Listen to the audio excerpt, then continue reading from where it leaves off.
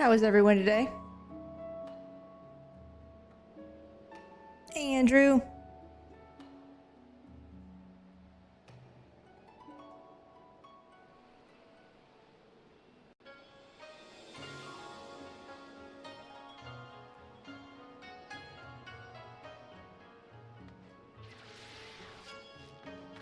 Oh no, don't get sick. Sick bad.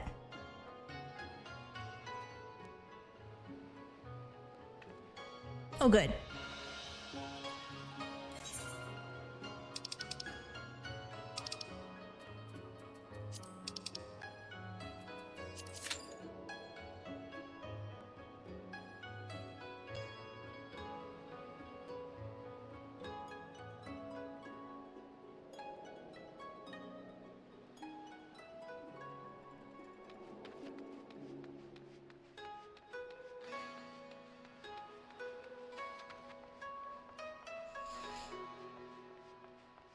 I am okay.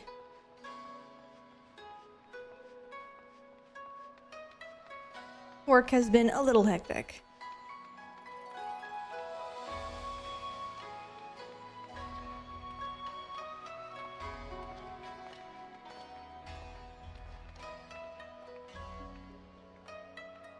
Yes, free and happy to be here.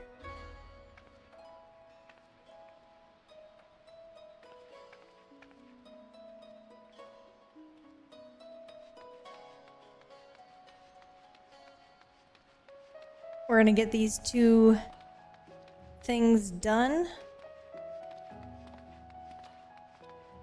And then we will start working on the alliance raids, like I promised.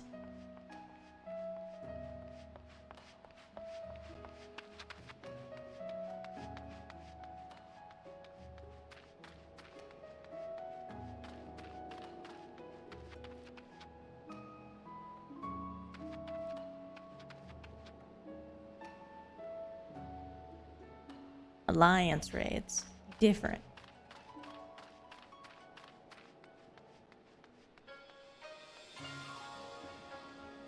We already did the Stormblood raids.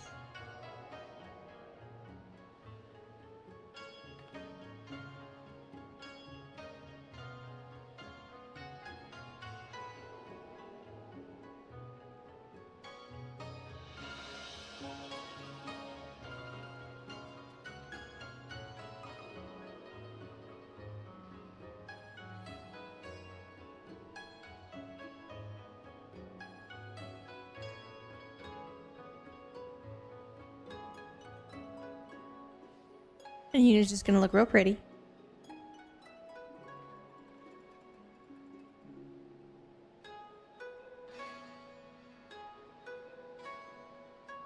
I know.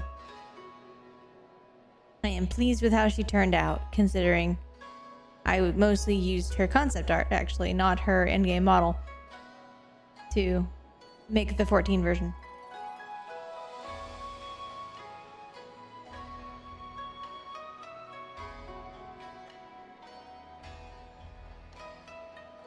I used the game model when the concept art didn't do enough. Like, the concept art didn't do the exact shape of her nose very well. So I had to get her in-game model, or at least look at it for a long time, to make sure.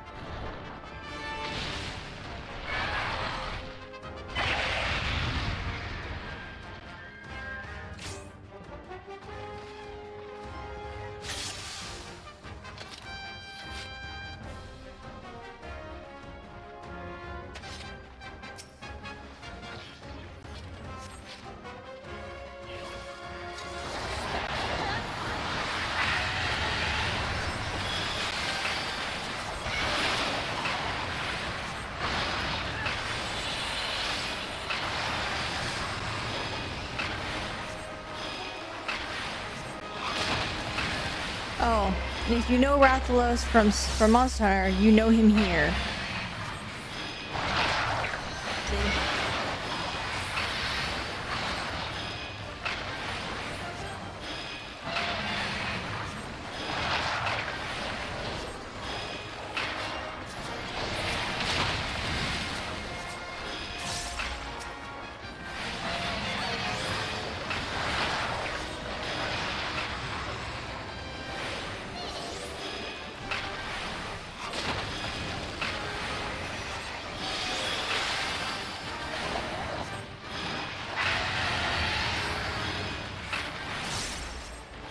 Not gonna lie, before I began playing Monster Hunter, this guy messed me up a lot, but they literally use his animation set and his movements from Monster Hunter in 14.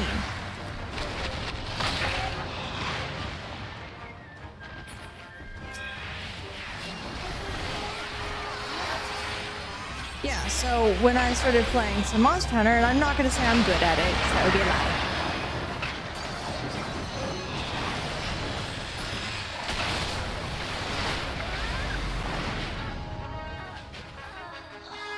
Nobody jumped on Rathalos' back.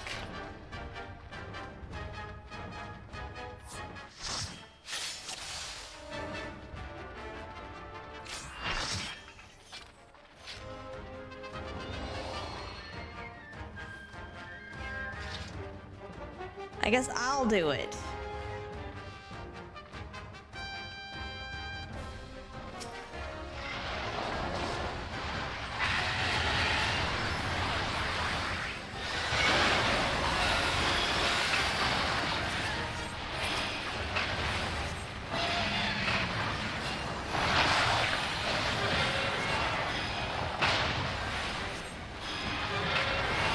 I should be safe.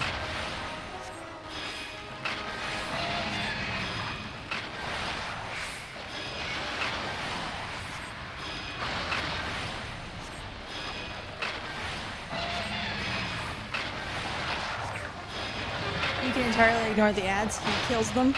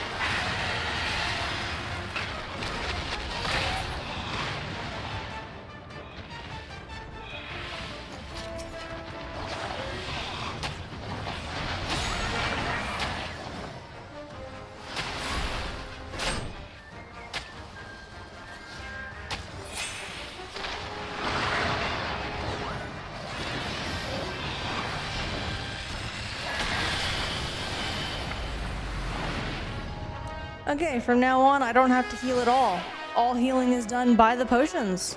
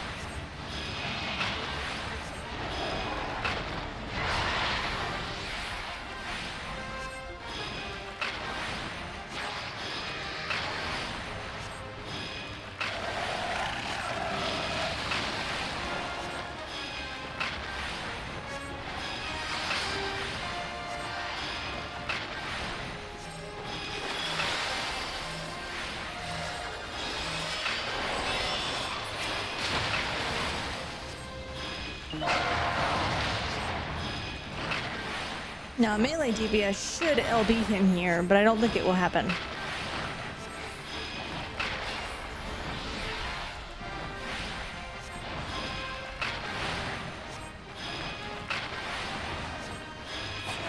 Yep.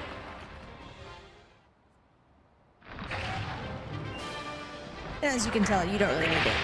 It's just a cool thing to do when he gets knocked over the second time.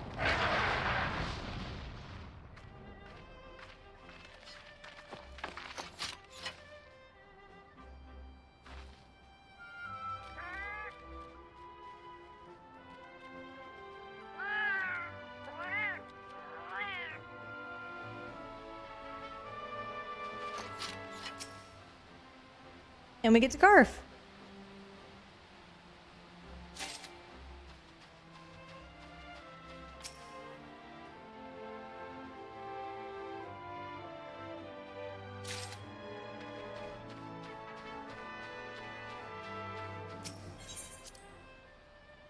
Yep.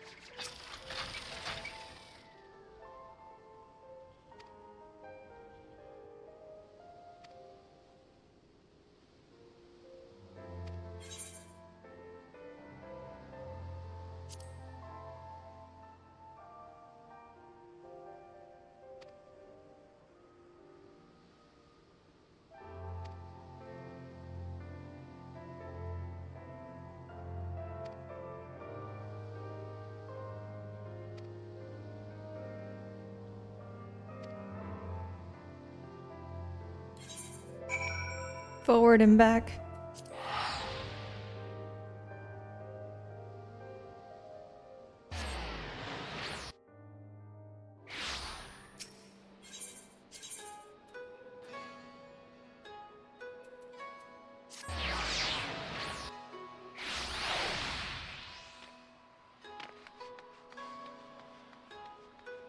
They haven't even moved.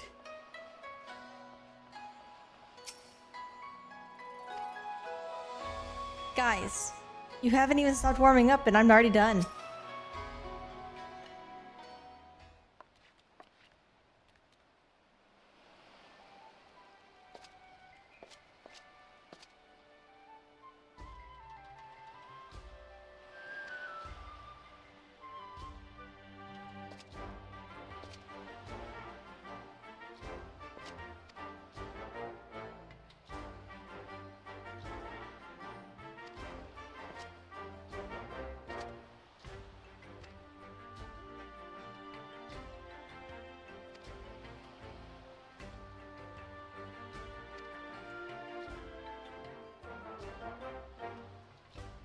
It's already dead, man. I've already killed it.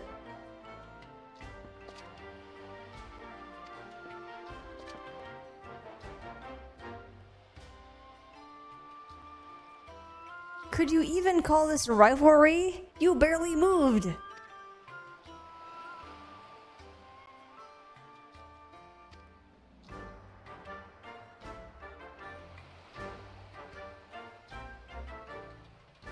I do love how expressive they're beginning to make our character.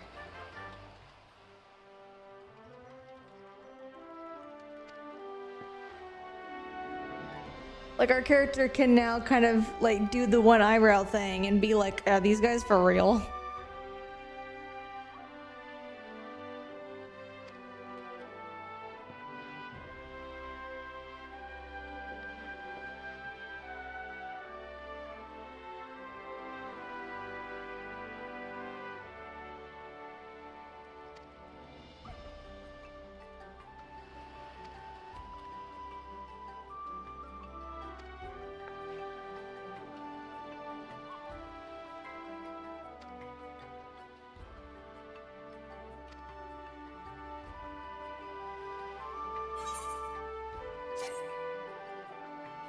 All right.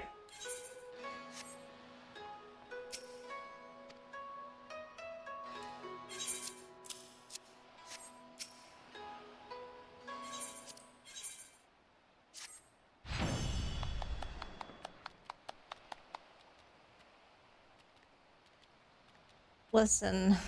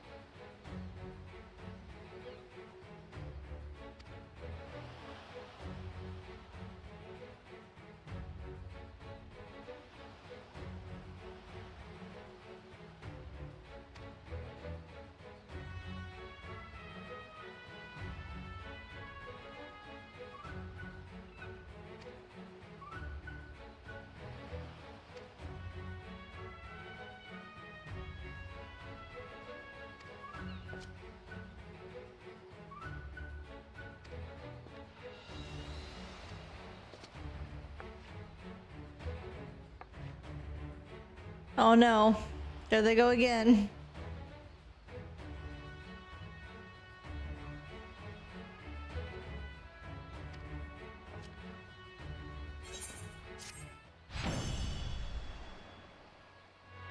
Man, the cat was just like, no, not you.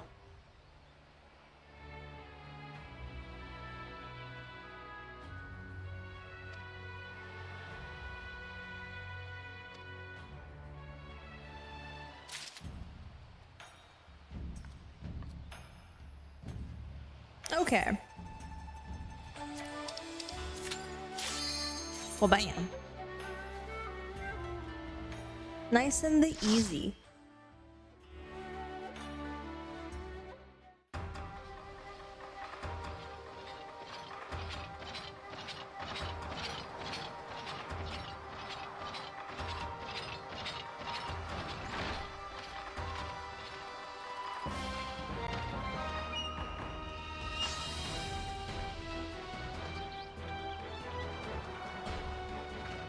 Kugane's got an awesome theme.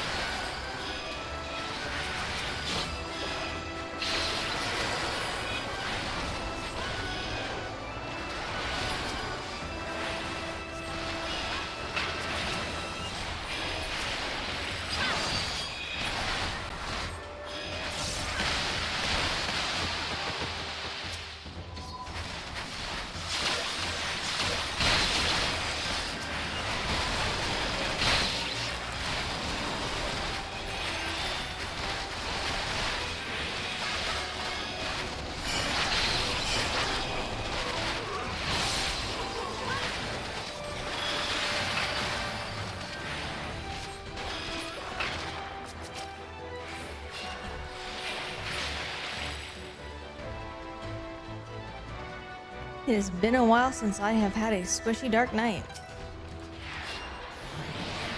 For context, Dark Knight is one of those classes that,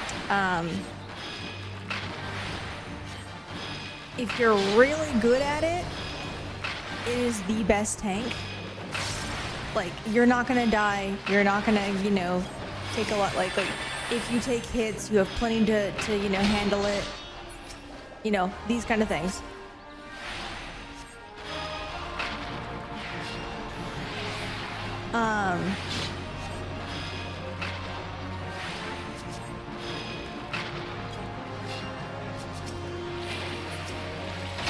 But it's also a tank that demands a lot of skill to use.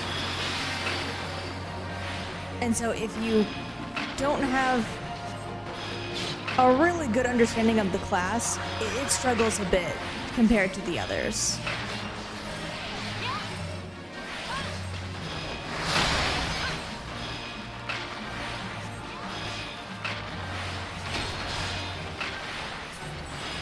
Oops.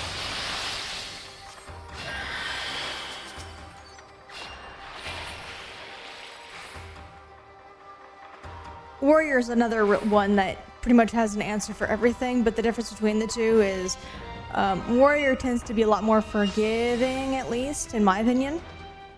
But generally speaking, more forgiving than Dark Knight.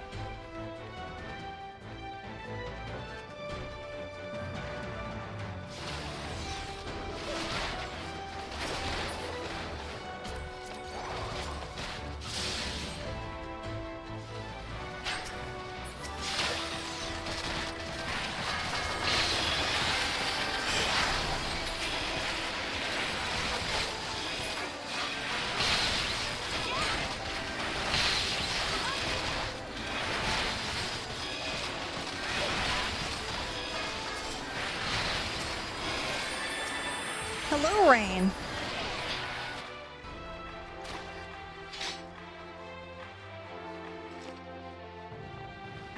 Heard me talking about Dark Knight and was summoned.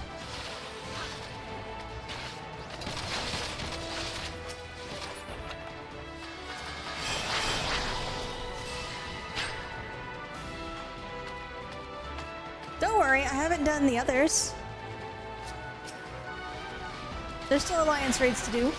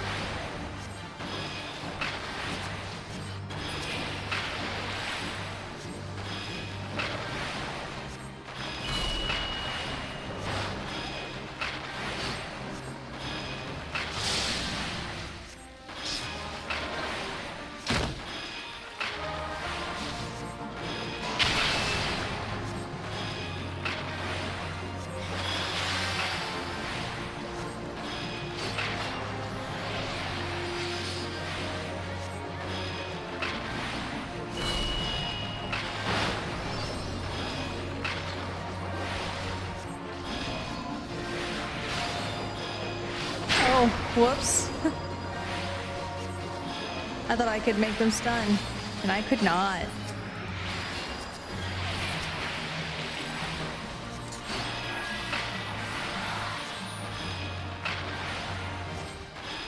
I'll be okay. The bubble will heal me. I don't take very much damage. generally speaking. Oh yeah. Technically, the moment I got that Skaven gear all you know, squared away,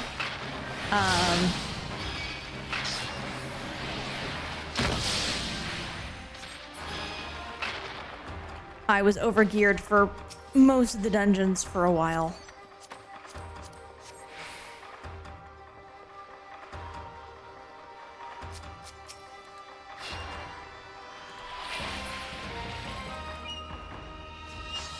Let's see if they pull the entire thing.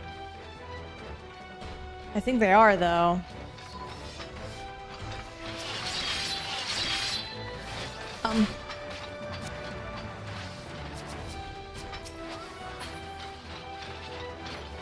Reaper, I can't save you both if you pull the entire thing.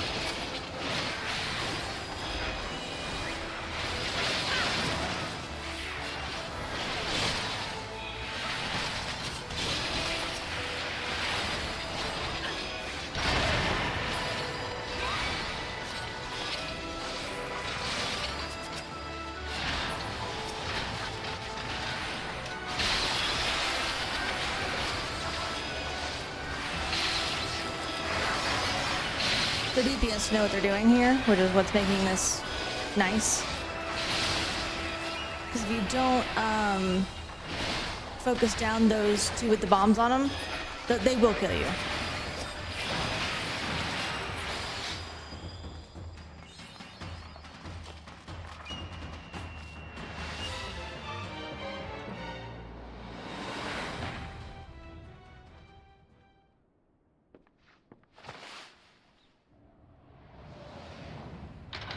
Yojimbo!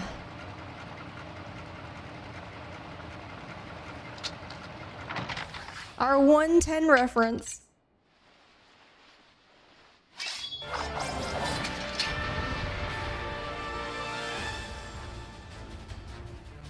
Alright.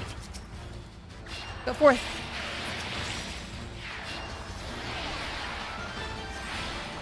They're being so nice. Or they're afraid of not having a healer. One of the two.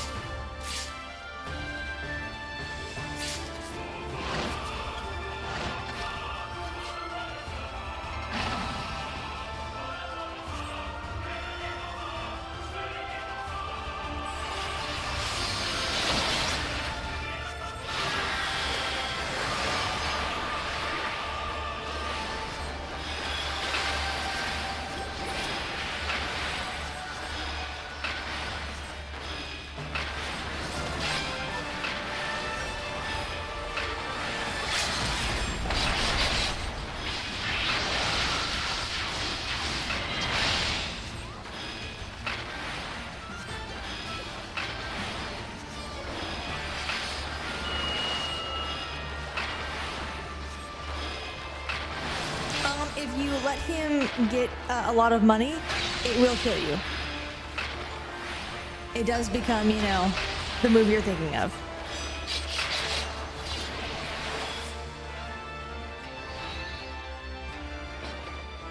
Had one team do it for science.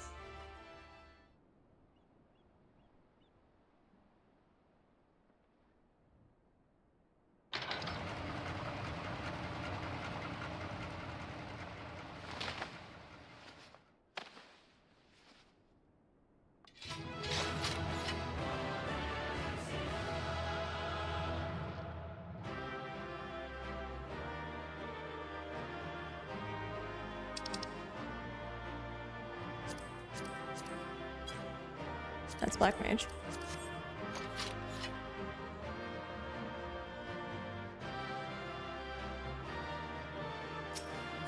Pretty much.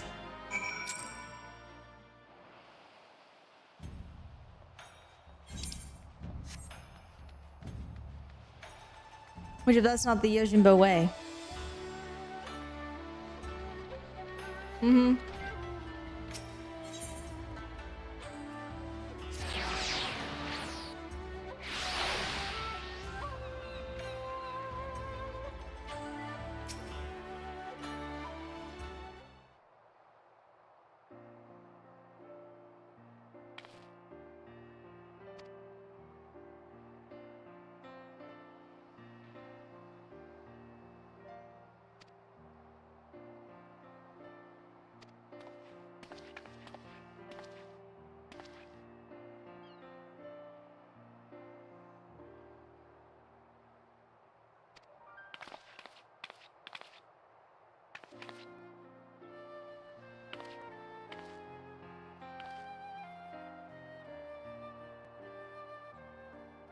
Oh no, we saved his niece.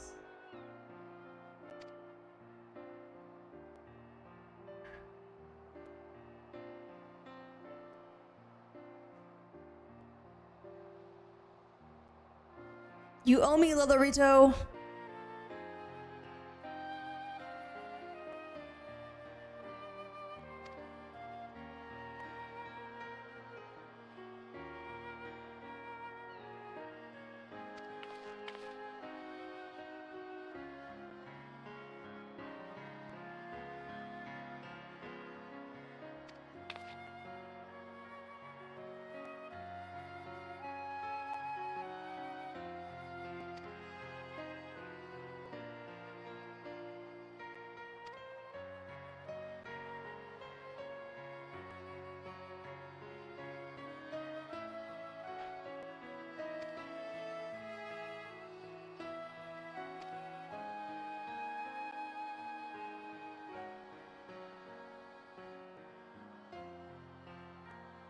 How's that going for you, dear?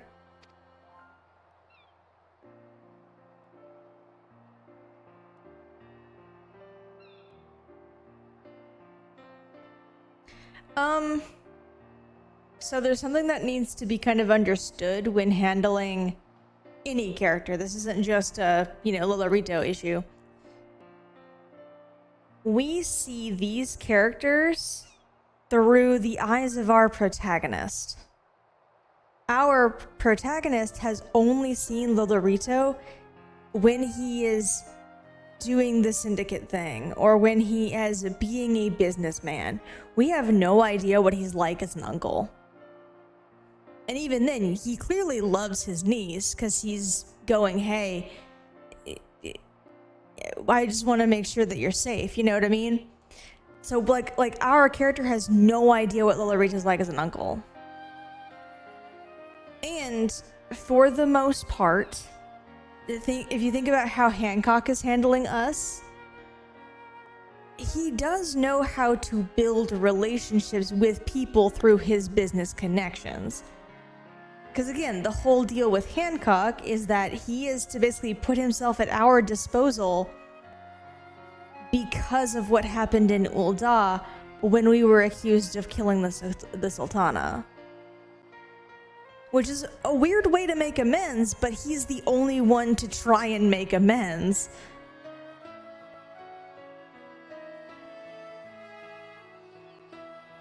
So, be careful when it comes to how you see a character.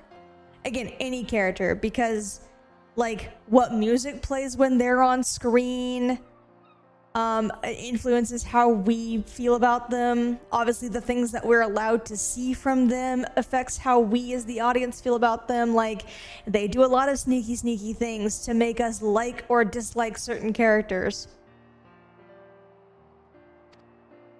Because our main character likes or dislikes certain characters.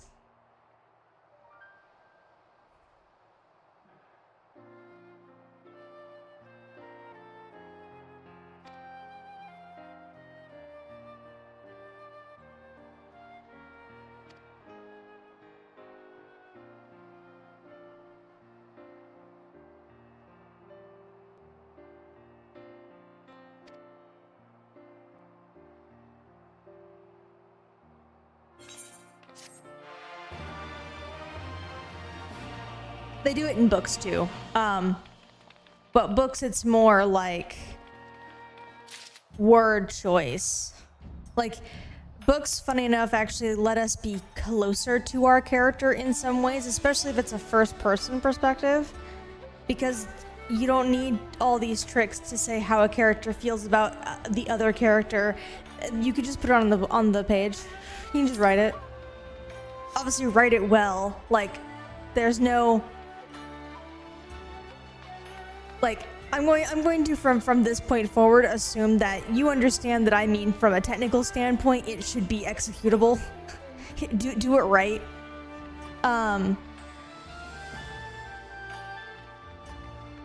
But you can just write on the page through like descriptions even of certain things how your character feels about X, Y, and Z. You don't have to do like camera angles and music. That's one of the advantages of books versus visual media.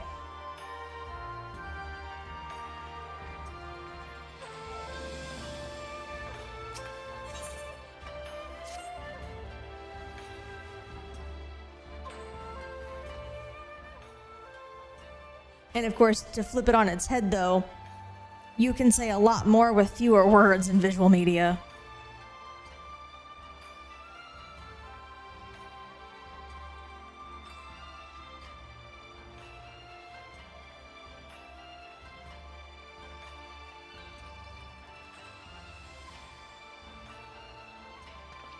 I mean, you can do these big descriptive pieces to really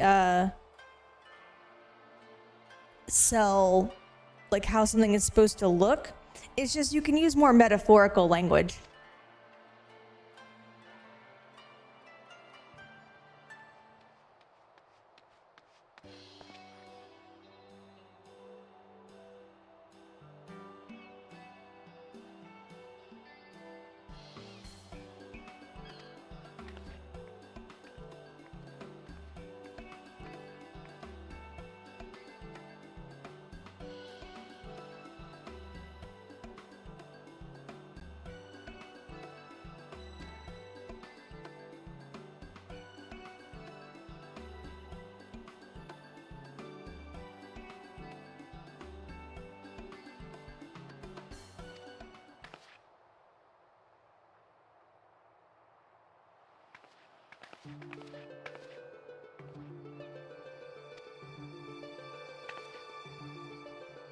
I'm going to understand so much more of this story now that I've actually played Tactics.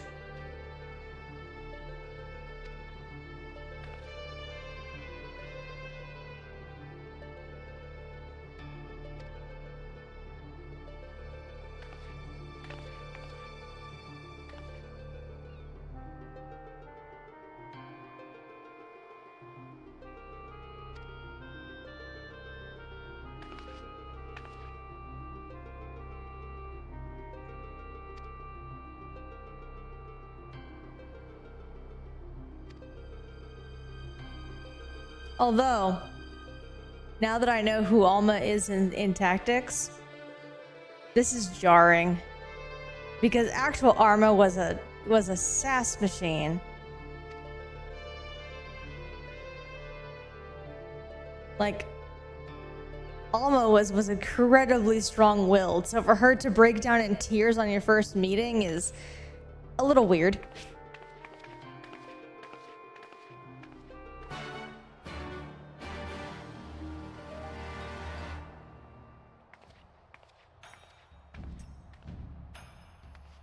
Very much a, I'm going to, and you're not gonna stop me, is Tactics Alma.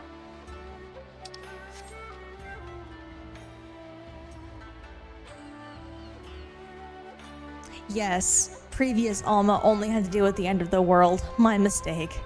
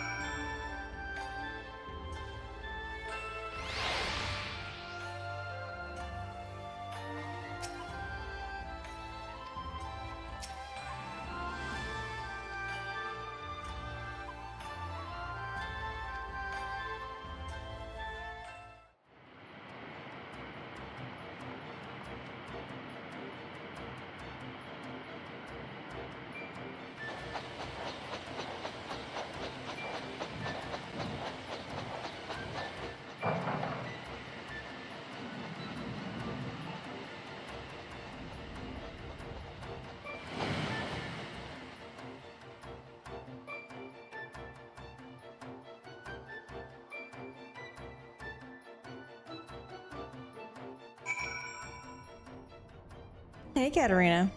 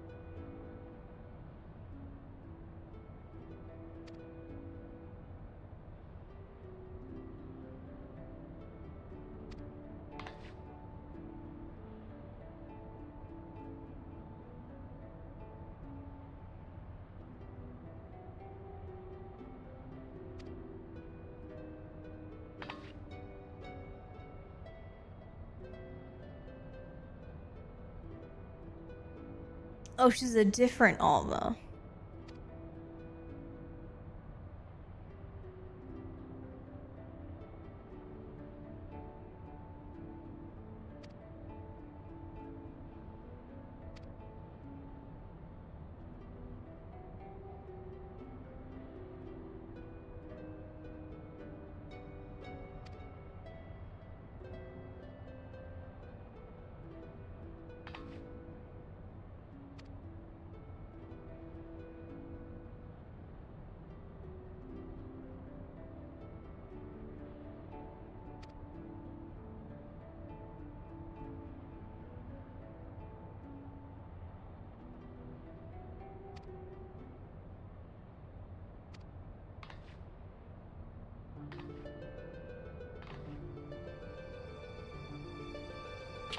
No worries, Katarina.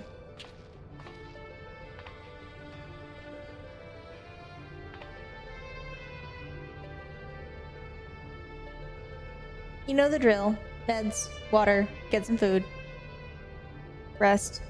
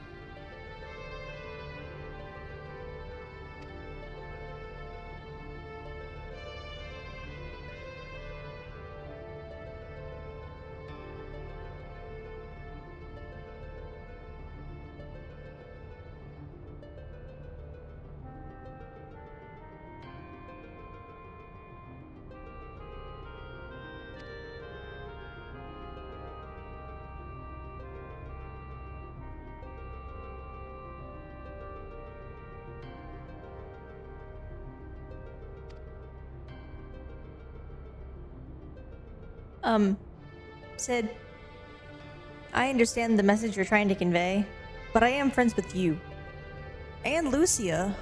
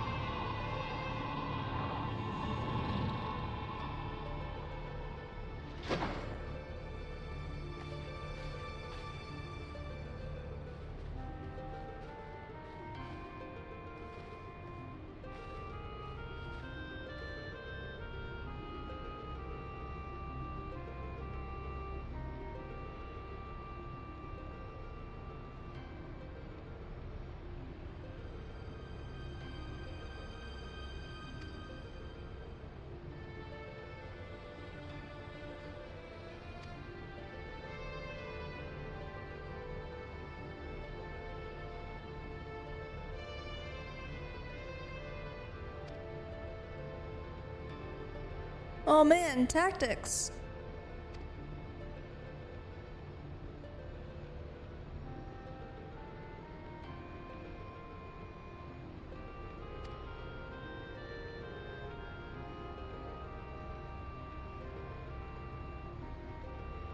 That's not quite what happened, but you know.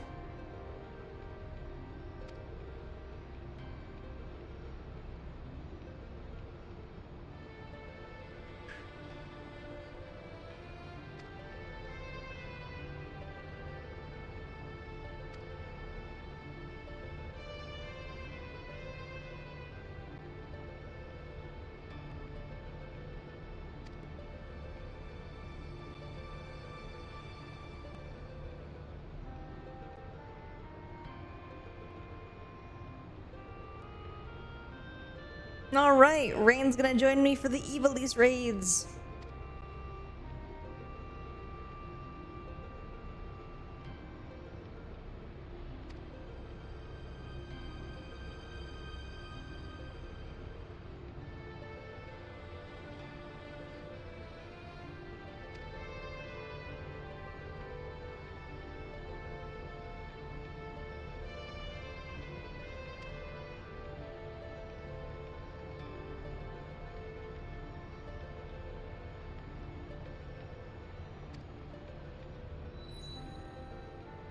The most dangerous things he could have picked up.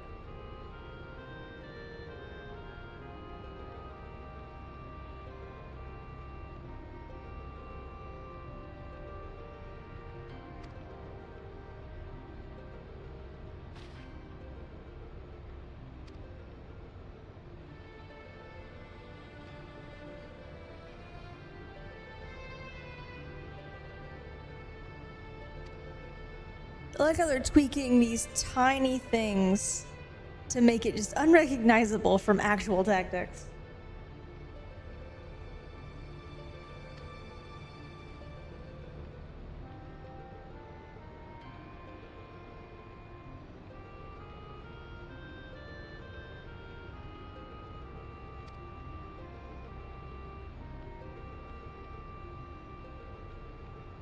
Right?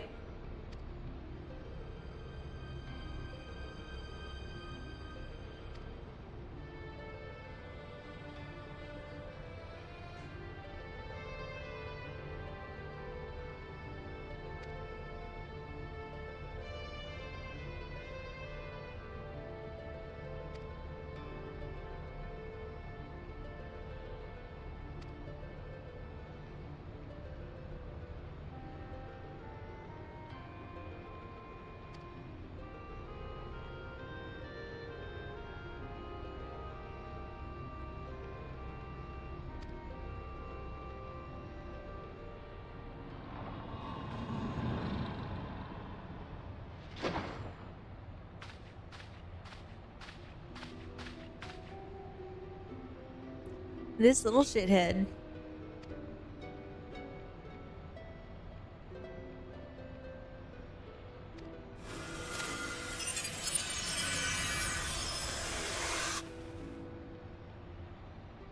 Thank you for the resubscription, Katarina.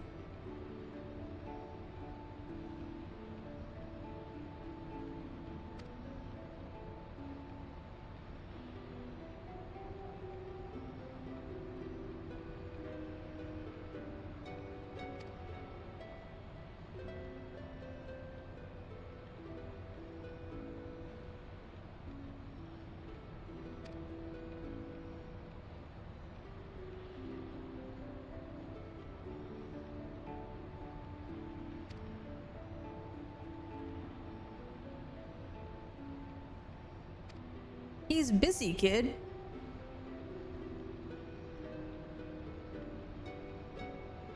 Oh, I guess I should have done this first. Whoops.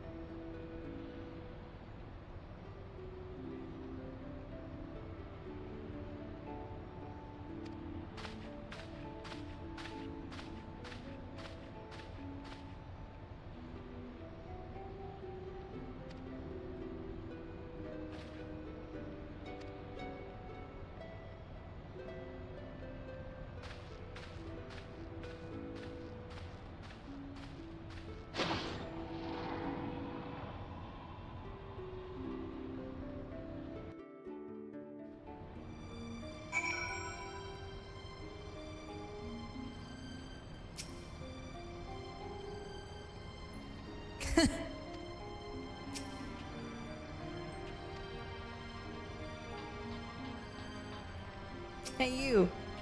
Child.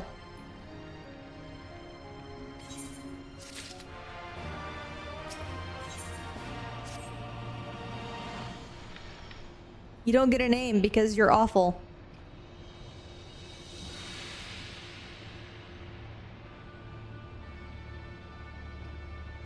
And honestly, you don't represent the name very well.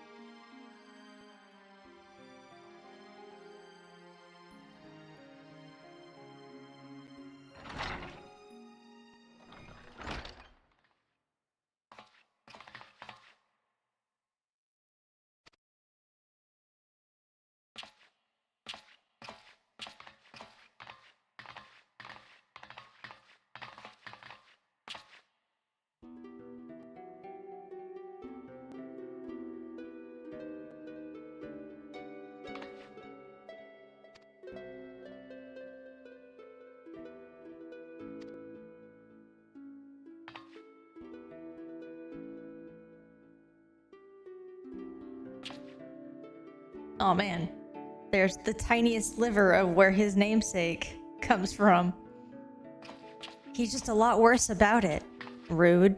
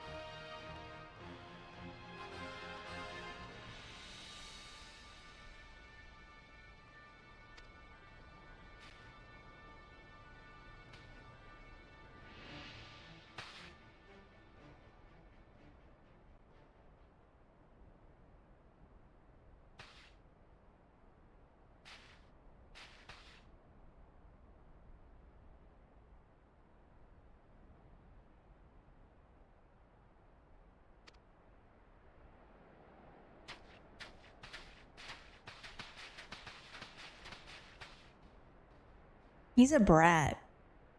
And not in a good way.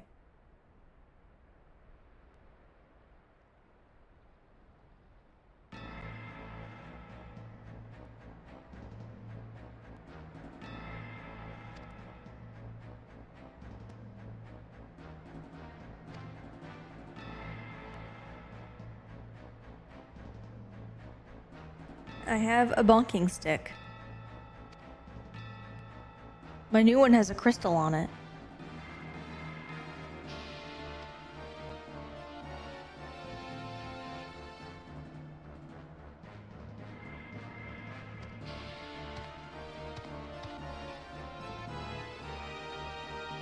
Yeah, and she saw you guys. Not in a concrete way, but she saw you.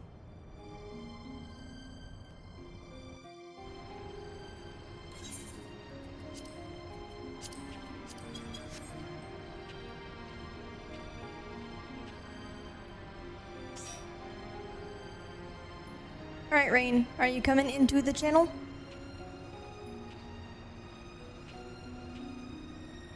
Yeah. Let's go. Hash brown. I can't hear you though. I can hear you. Oh, there he is. I'm here. He lives.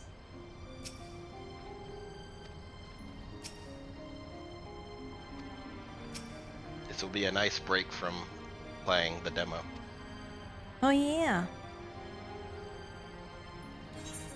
Yeah, I'm trying to do all the routes available in the demo, so. Got you, got you. Because I want to see, like, everything. All the characters you can get available, XYZ. Yeah. How you liking it so far? And also I like for it. The, it's and also for the viewers different. at home, which viewer? Like, which demo? Oh, the Octopath Traveler 0 demo. Yeah. Now, sorry. Continue. Yes, I like it. It's different. Like, of course, the combat is still Octopath Traveler, Hell yeah. which is what people are gonna care about. But it plays more like a standard RPG and not, you know, free-form Octopath Traveler. Okay. You're talking about like town building. The only like, thing what's that about? So the town building, your main character's home village, you know, has to be rebuilt because story reasons. Because it got blown to smithereens the moment you leave it. Yes. Yep. very standard. So you and I guess she's the heroine so far. She's a carpenter and a party member as well, and she asks you to like collect materials and stuff and sends you on like different side objectives to get, you know, people for the town, materials for the town, you know, it kind of reminds me of Ni no Kuni, how they did the castle building with that. Oh, Ni no Kuni 2 specifically? Yes. Okay. Because Ni no Kuni 1 didn't really have a lot of that. Yeah. Whereas the town building feels a little separate from the main driving plot of the story. At least so far. It's only a demo, so. That's true. It might interloop later. You know, Octopath Traveler is famous for interlooping later. Yeah. Like at the very end. Yeah. You know, like people are gonna ignore the town building and then like, I don't know, the very last little bit they're gonna be like, I hope your town is level whatever. And they're gonna be like, oh no. Well, based off of what I've seen, in order to progress the story, you need to build your influence in either wealth, power, or fame, right? And in order to do that, like, because each of your story-based objectives are based off your influence on wealth, power, or fame. Those are your three routes. And at some point, in order to do that, you have to town build to get those things. Okay. So yeah, people are gonna try to ignore it for a little bit and then it's gonna be like, no. Engage with this thing I made for you, please. Yeah, it doesn't like make you do the town building right away, but it definitely makes you go, hey, you know, you can't progress until your town is level 2 from here. Yep. And then if you haven't touched it, you're just gonna have to do all the town building stuff until level 2. Yeah, which could be a grind. Just do it as you go, guys. Do it as you go.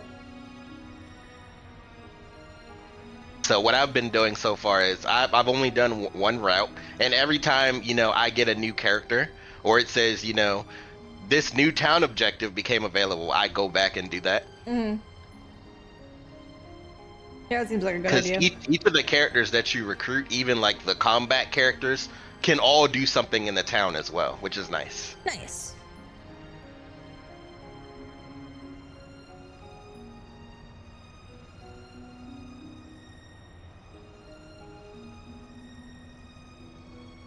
They mixed up a little bit of like the job abilities, like it's not standard Octopath Traveler, which you know. Okay. So you might have to play around with what you like again. Like I know both you and I really like Merchant, and I tried to go straight from Merchant, and it didn't have donate BP, and I was like, oh, You're like, no, smack, bad. yeah. Oh man, that means Thief has been gutted. My favorite, my boy, Therian. Remember in the first game, Merchant had sidestep. Now Thief has that instead. You know, that makes more sense. Yep. So I saw that on Thief, and I was like, wow. I know, but let's be real. What made it awesome was the stealing MP. Stealing stuff so early, and yeah.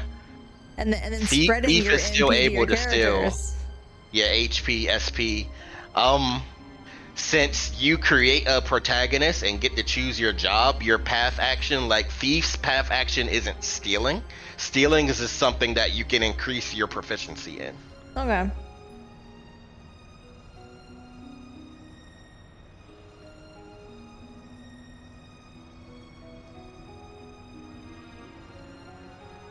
They kind of made like path actions universal and then gave each of the classes their own special thing. Okay. Sounds like a lot more customization than before, which is nice. It's a lot. Means you can make your custom character exactly how you want them, or pretty damn close. Yeah. And since there's so many party members in the game, of course, there's going to be multiple characters that are thieves, but they don't have the same moveset.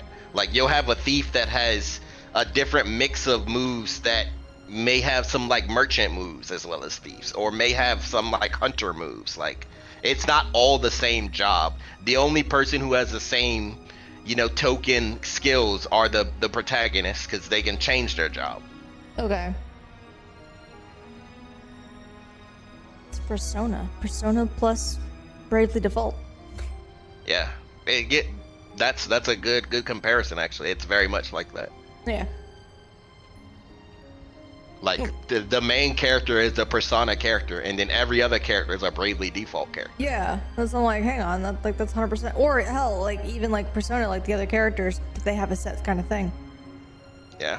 Yeah. The combat system is where I'm getting the Bravely Default for, not the characters. You could say level of tactics too, just because you can custom make your characters the way that you want them to be.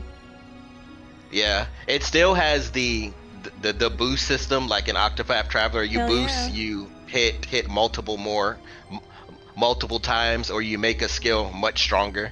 It doesn't have the Brave default system like in Bravely Default, so they did stick to Octopath's hybrid of the system instead, which is nice.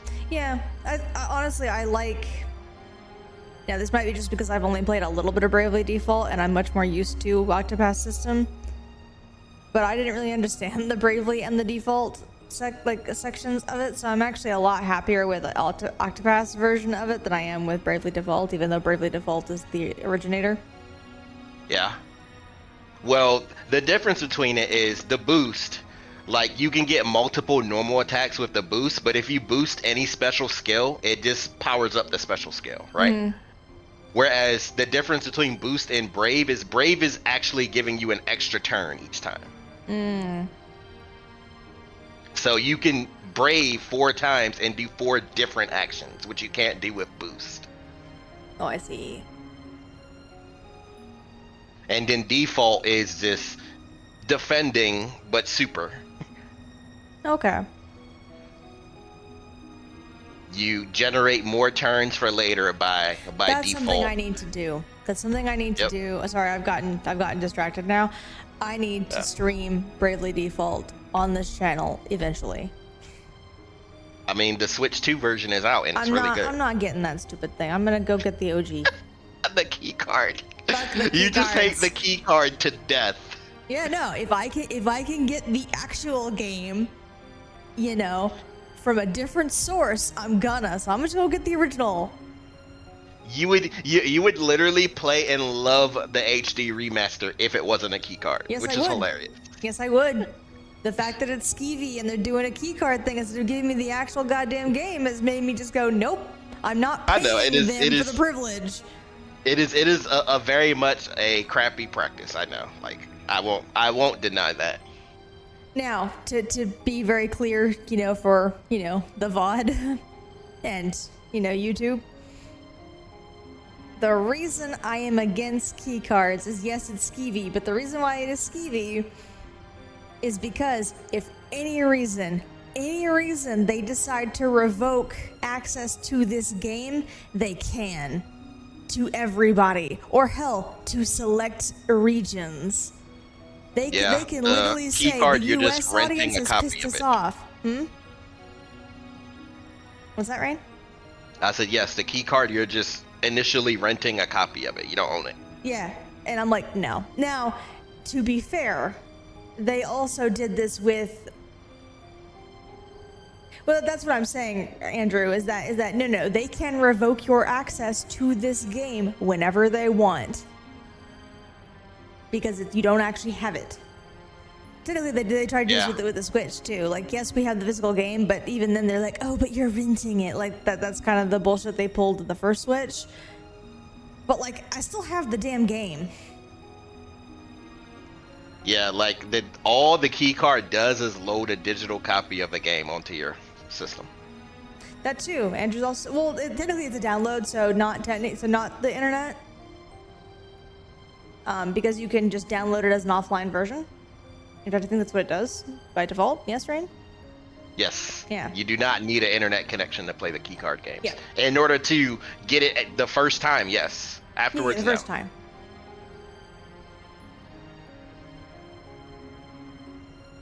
I'm just gonna let that go since we're just chilling and talking. Yeah. So yeah, like the game industry is already kind of pulling more that pay us for a temporary license to play the thing, and you know, we can shut down the servers or revoke access or make it not playable. Like the game industry is already pushing that way, which basically means that your $70 you just threw it in the toilet. Like it was already trending that way, but to be this blatant about it and to put it as a key card that doesn't even have the data on it, no, that's insane. I refuse. I mean, they straight up admitted that part of the reason why they're doing it is, you know, they realize that reselling games later through HD remasters and stuff are making money. So they want to basically shut the game down in the older version so they can resell it later. Yep. Yeah, it's just to steal more money from the consumer. And so, because I don't like that practice, I refuse to pay for them. Now, I did pay for the Switch too, because I wanted to be able to better play my Switch 1 games without any jitters or without any graphical problems. But literally, I will not pay for a Switch 2 game unless there is literally no other option to have this game. And even then, I have to really want it. And to go back to the actual HD remaster, it's actually fantastic, which is sad that it's, you know, a key card. Yeah.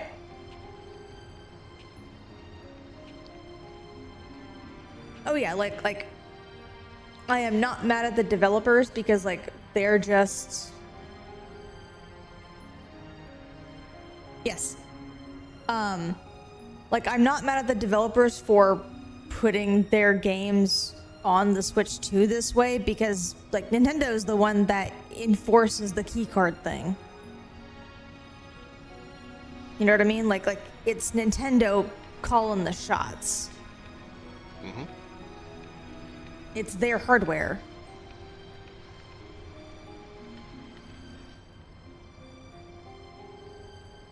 I mean, there's a lot of lawsuits going out for it, so if that stuff put too much pressure on it, they're going to start making actual physical copies of the games with the games on it. Yeah, so like, if you don't like this practice and think it's shitty, hey, let them know that. Don't buy their shit. Because like, they're not gonna... I think so. But they're not going to listen to consumer feedback verbally, because let's be real, they can just ignore that if they really want to. Like, okay, if you say you don't like it, but still buy the product, you've told them that you're actually okay with it because you're still buying the product. They'll listen to their profits going down, though. They'll listen to sales just not measuring up to what they thought it would be. And again, I don't think it's going to affect the Switch 2 hardware very much because, again, it is a improvement over OG Switch. So if you're like me, who only had the original Switch and didn't get the OLED, didn't get the Switch Lite, didn't get any of the upgraded versions, then yeah, it's a noticeable hardware upgrade. I would be dumb to not get it. However, I do think that it will affect game sales, and that's where most of their money really comes in. I mean, yeah, the Switch 2 is able to play most Switch games at 60 frames per second, which Yeah. is what people want. Yeah, silky smooth.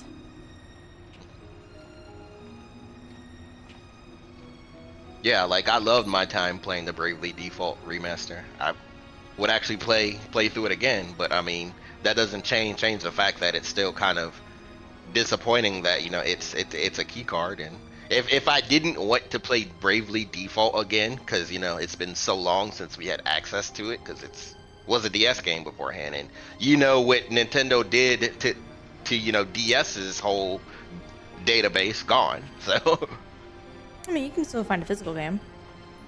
well, yeah, but I mean, you either get really lucky or you pay, you know, Out the nose for it. Yeah, you pay basically for your arm and a leg for a copy of the game. Like, they know. Nah, man. Nah. Black 2 and white 2. $100. More than $100 a pop. Mm-hmm. Or black and white. Same shit. So expensive. $148 was the last cheapest one that I've seen. And that was a used copy, which of course you're gonna mostly find used copies, but still. Yeah. It's nuts. Yeah, like Nintendo is the one thing that I say is really, really bad about that. Like, they promise you that, you know, things are going to be backwards compatible in the future and you're going to have access to like your old game library, and then, you know, they always take away. Always. Yeah. And to be clear, like, to be 100% clear, the others do this too, but they try and preserve it for as long as possible. Or if they can't, they usually try, they don't always succeed, but they usually try to move as much of the library that you previously had over to the new server as quickly as possible. Yeah, or they will, you know, if it's like a virtual library in a cloud, like the PS3 store, right? Sony would, you know, maintain it for as long as the point until, you know, basically you get HD remasters for everything that would be on that store. Mm-hmm. Like, look at the library of JRPG games you could play on the PS3 store that isn't an HD remaster now. Just think about that. I don't know, man. I see 13 trilogy trapped. That's more of a SE thing. That's true. That's true. Like, SE should have made that move a long time ago, moving the 13 trilogy into an HD collection. Well, even People have then, been like, I don't asking even that think you for a need an long HD time. collection. You could just be it could just be a little touch up, because like, it was already a very pretty game on release because they had invested so much in performance capture to the point where, you know, their maps were a little smaller. Like every single scene was done by performance capture, which is at the time wild because it was brand new at the time. Oh, thank you for the hydrate. Yeah, people have been asking for a Final Fantasy 13 trilogy to be released for a while, and Yeah, a lot of people have been commenting on it that, you know, SE needs to just break the ice. You know, people thought that with this state of play that just happened, it was going to be revealed there, and nothing. Oh, people are still crying about the lack of a 9 remake, and I'm like, you know what? I'm happy that there's no 9 remake. Yeah, that's in the same category. Like, people are crying about that too. 9 remake, 13 remaster, 6 remake. Like, come on, guys. Yeah, and I'm like, I think 6 could do a remake. Actually, no. You know what really needs a remake and a proper remake? Fucking 8. 5, 8, yeah. Yeah, like I don't want them to do the games that already came out in a completed state. Like, obviously, yes, if you want to touch them up, if you want to do, you know, a big anniversary event, sure, whatever, right? Oh, hello.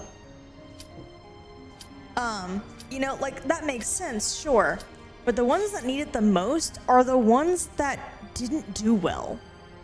The ones that were busted, the ones that were rushed. So, 8, 12, and 15. Yes. That is definitely the big 3. Yeah, like they need it the most. What are you doing trying to touch up 7 again? Like,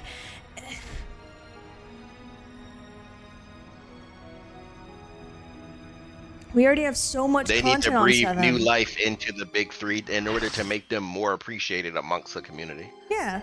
Like, 100%. Yeah. Although, for 12, they're gonna have to get the original creator back, and I don't think they will. I don't think they're ever gonna get that done. Unfortunately not. No, that bridge is burned. I say that, but he did come back for specifically this raid series, so since we are, you know, talking about it. Matsuno helped with Ivalice Chronicles too. Like, when it comes to Ivalice, Matsuno is kind of it's like his baby, so he will always come back for it. Yeah. So I wonder if they come to him in good faith. Let's be real, like, in good faith, trying their best, you know, to do him right this time. I think he would. I think he would allow them to do this and help them out. I think with 12 specifically, he might get a little finicky just because, you know, he already got a lot of what he wanted removed from the original game. Like, they already kind of fucked him over a little bit, so he might, like, have more, like, I don't know, provisions. Yeah. But, like, I think that'd be so cool to see what 12 should have been. What he wanted 12 to be. For sure. Like, if he did come back to it, I 100% say that, like, he would need to be in charge of the project to basically approve of it. And that's something that Square Enix has been really, really hesitant on doing, making him in charge of a project, which I don't know why. Like, they wouldn't even let him be in charge of this Ivalice project, right? You know, Ivalice Chronicles. They put it under Katase, and Katase is the one who's trying to, you know, do whatever the hell he wants with the remake trilogy. Like, yeah, it's because of decision making. Yeah, it's because of decision making like that pisses off Matsuno in the beginning. Like, Ivalice is Nomura. His story. Yeah.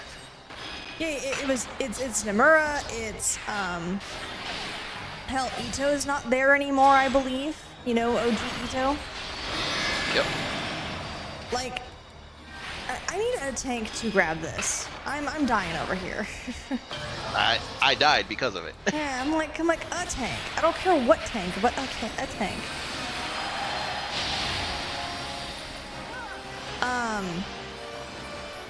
Yeah, like I'm sure there was a reason. Like I know he was like one of like the trusted old guard originally, like that, like under Sakaguchi. Like I get it. However, every time he's been put in charge of a project, I haven't liked the story very much.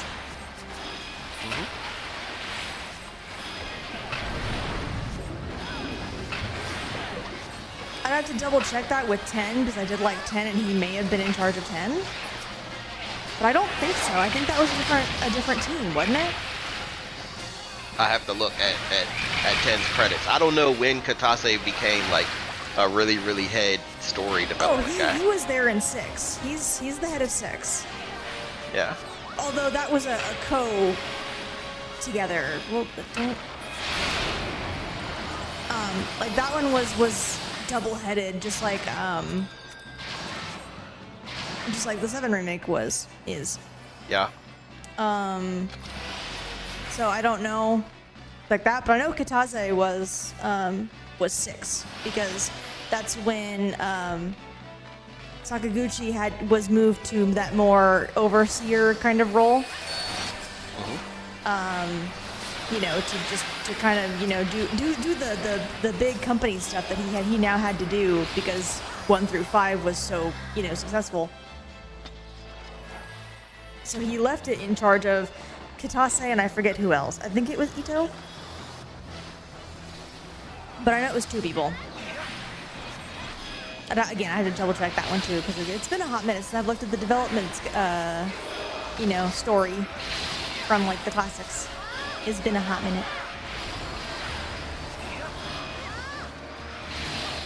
And obviously I have to find who the producer is because that's the one, like, Square Enix does it a little backwards where the director doesn't have a lot of, well, they have some, but it's more like, it's hard to explain. The director only points people in the right direction in terms of like who does what. The producer makes all the decisions. Yeah, all the creative decisions are done by the producer. Which again, the is director only says, "I want this person on this project." Yeah. And usually they handle the more like day-to-day tasks. Like they'll do, like once the writing team has been established, the director is the one that consults with the head writer. And then the head writer then tells, you know, their team what they should be writing. So he'll do, so like the director will usually do like those kind of like liaison tasks. Hash Brown, bringer of wipes. He probably won't do it today because, you know, he's so old now, but he was the stopping point in that first week. He just was. First like month actually, now that I'm thinking about it. Oh yeah. He was a hassle to deal with.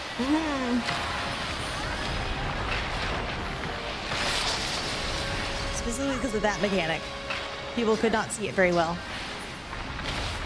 And also this mechanic, because they also didn't get out of the way in time. You know, classic Final Fantasy 14 people thing. Oh. Like that. Like that. Like imagine that, but across all 3 of the Alliance raid teams. And not just one person. I got him. Okay. Let's say I have no ether plug. Yep. Oh, I'm on the wrong side. Heh. Me too. It's okay. This first one doesn't matter that much. I mean, the sand sphere shouldn't spawn anyway. We usually kill it quick enough now.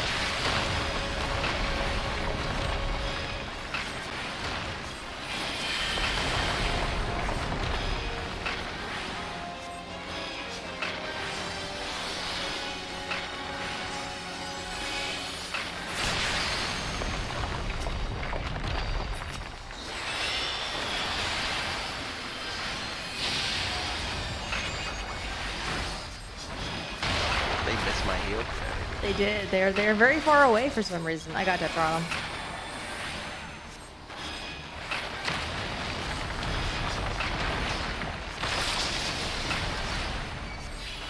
Ah, I don't have to move. right? Just chilling. Oh, I do a little bit.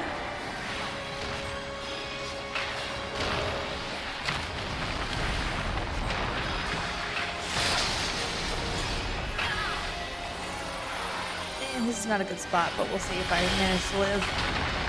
Oh, bye tank. You got him or me got him? I got him. Okay. I ain't got shit for him though.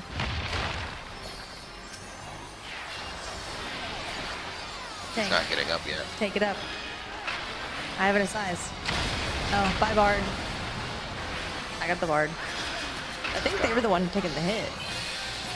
They were. Yeah. They were tanking.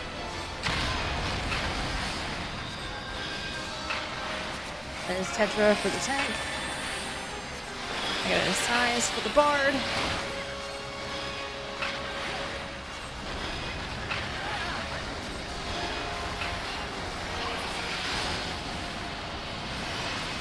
That was still a good amount of deaths.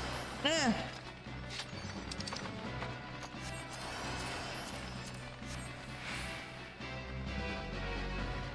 But yeah, that's been Matsuno's biggest issue. Them putting other people in charge of projects that they didn't have anything to do with.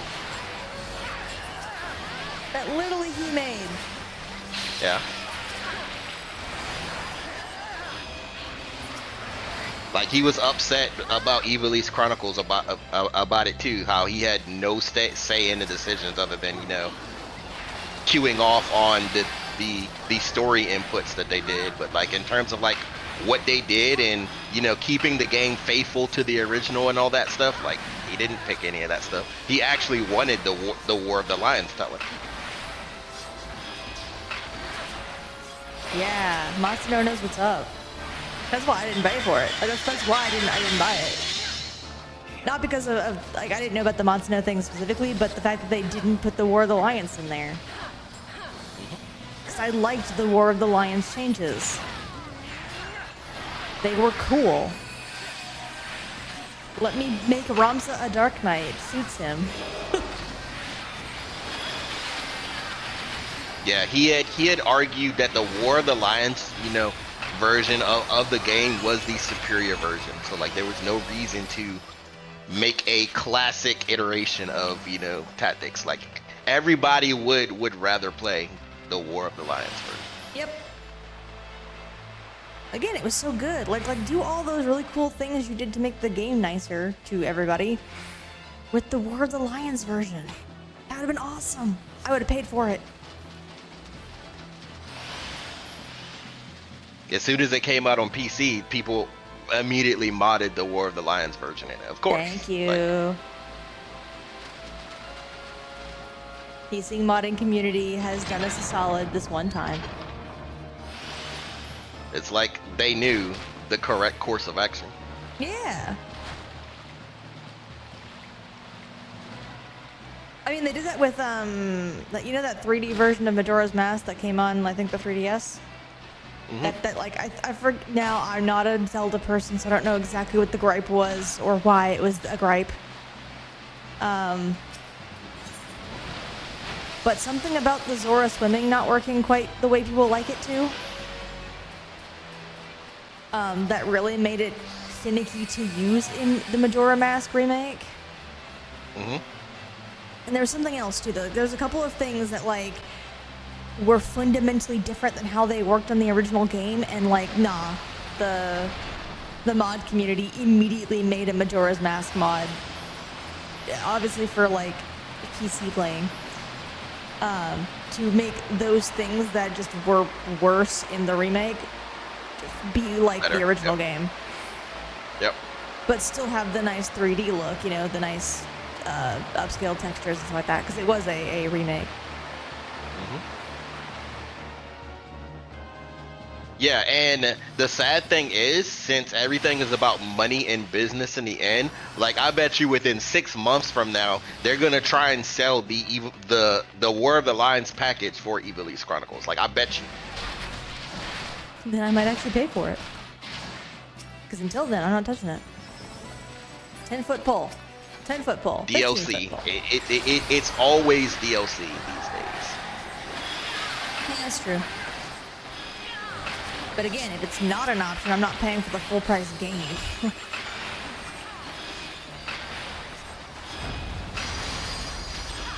Like, I had a similar issue with Reload, where I'm like, I didn't touch Reload until they announced that they were gonna put episode Aegis in there, and then I'm like, okay, now I will touch it.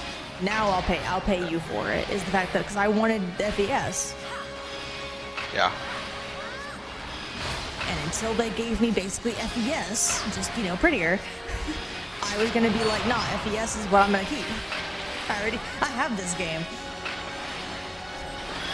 I don't need it again. That's kind of where I'm at with the War of the Lions or the Evilise Chronicles. Like, no, I have the PSP version of War of the Lions. I don't need it.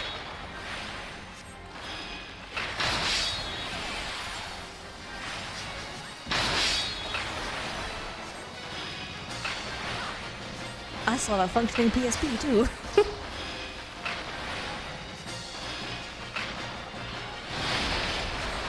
Lots of people don't have that. Well, yes. I am one of those people that I tend to not get rid of consoles until I am told under no uncertain terms that the old games that I still own can work with X new system.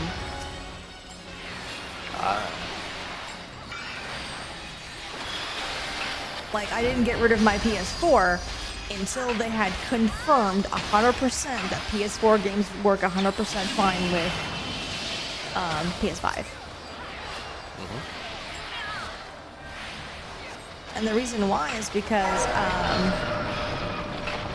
in the PS3, so the original idea for the PS3 was that it was backwards compatible with both PS1 games and PS2 games.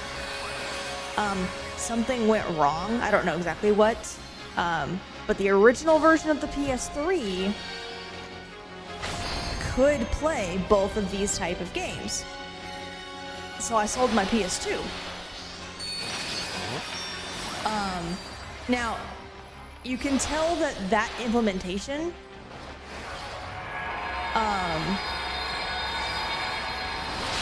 didn't work as well as they would like. It caused some pretty major overheating problems with that original PS3. So they had to drop it for later models because, like, no, their consoles were dying. It makes sense that they dropped it for this because no, it was killing their consoles. Whatever they did to make it to where they could play PS2 games, and specifically PS2 games, because newer models of the PS3 could still play PS1 games. So something about the way they did backwards compatibility with the PS2 did something. I could not tell you what it is because I didn't open it up. You know what I mean? Yeah. Oh no. But that does mean that no. All of my PS2 games were now just sitting, and I couldn't actually play them. And eventually, just because of other factors, I had to get rid of my PS2 games at some point. So that's why I don't have much of my PS2 library anymore. And the lesson I learned from that is, nope. Unless I get my confirmation. And I have physically, bought the damn thing and know that it works, I'm keeping my old system. I got the ninja. I have the Dragoon. Awesome.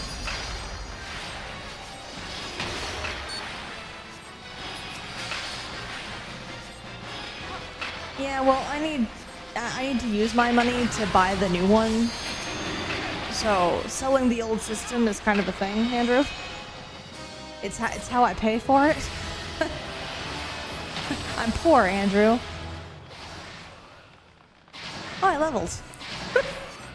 Haven't seen that in a while. $10 says they don't wait.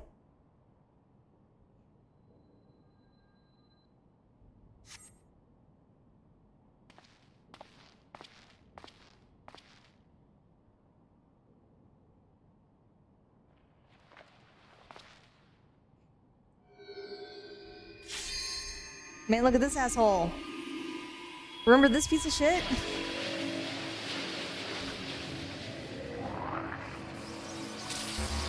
Oh, the added voice lines and the translation they gave in Evilise Chronicles, he's a bigger piece of shit. I mean, good. Trust me. He needs to be the largest dick you've ever seen, because let's be real, that's all he is. Who dares to Like, you immediately want to strangle him. Immediately pull. Yeah, I thought so. It's okay. It was the bard in our group that pulled the Axius. My sword shall I banish your souls to the deepest hell. Oh no, it's sealed off.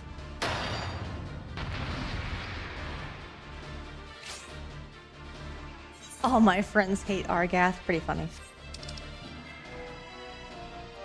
I'm just gonna chill here and just go through my loot.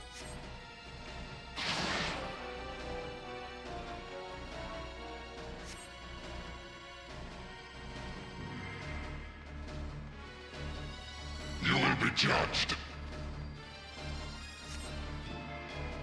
Kneel and repent.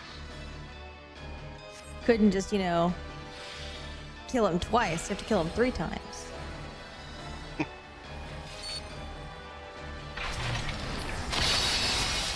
They did it wrong. For those who haven't played War of the Lions, this will be the second time you kill Argath, because the second fight does not happen in the original game. Oh yeah, it'd be the third if with War of the Lions. The fight in Elm Door's castle when he's an undead, it doesn't happen in the classic. What? Nope. That's a war. Well, that's a War of the Lions change.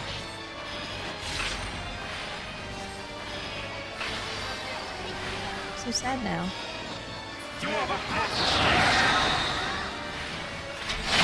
I learned that the hard way playing Evilise Chronicles. I Oh, was and like, I guess oh, like, yeah. oh, this is, you know, where this happens because you saw me do it recently. So you remember part of it. You didn't have it.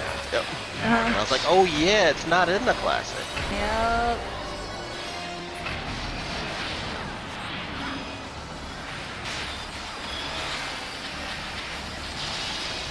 Art of War spam for the win. You got all 3 of them. Oh man, I stood in the middle of that group of like, what was it, 4? And just, you know, hold. We're gonna hit this button. No longer my responsibility to make sure that they live. Stay in the bubble or die.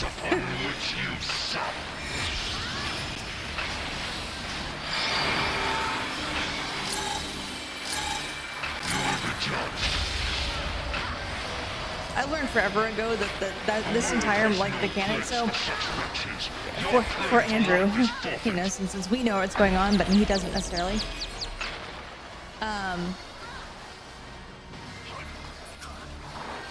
If it's an angel-looking kind of face, he's telling the truth and you need to obey him. Now, if he's got this more devilly-looking face, you're supposed to ignore him. Now, theoretically, you're supposed to do that mechanic right every time. But the mechanics are actually spaced out enough to where, no, you can just ignore them and it's fine.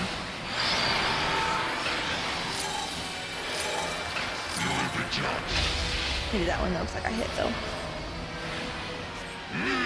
I think if you get 3 of them, you turn into a chicken.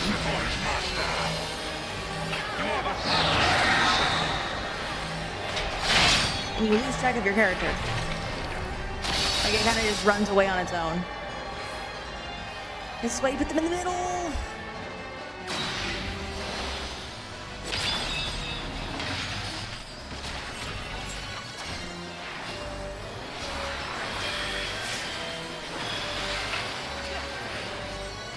We had some chickens because there's a lot of bleeds. Yeah. Yeah, the chickens just wander around and they tend to go into the wall and the wall is a bleed.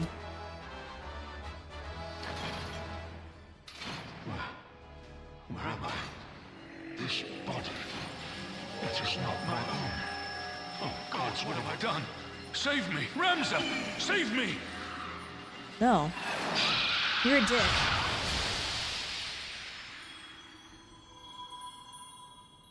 Oh, the new thing, Legends of Evilise. The new thing? Yeah, they added a new housing item for E-Release Chronicles that has it's like a portrait. Oh, cool. They just did it Oh, this patch. yeah. I didn't know that it dropped by doing the raids. I thought you had to like do a quest or something. Oh, neat. Yeah, it's kind of cool. I'm not gonna do it because I don't have a house. I mean, I rolled a 36, so I'm not getting it, but Oh, yeah. Guard. Dry section.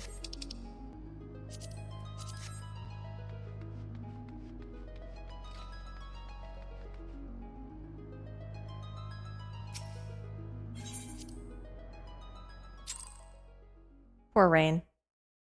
He did all the work and I got 2 player comms. I got a player con. Okay, good. Because absolutely you did all the work in that fight.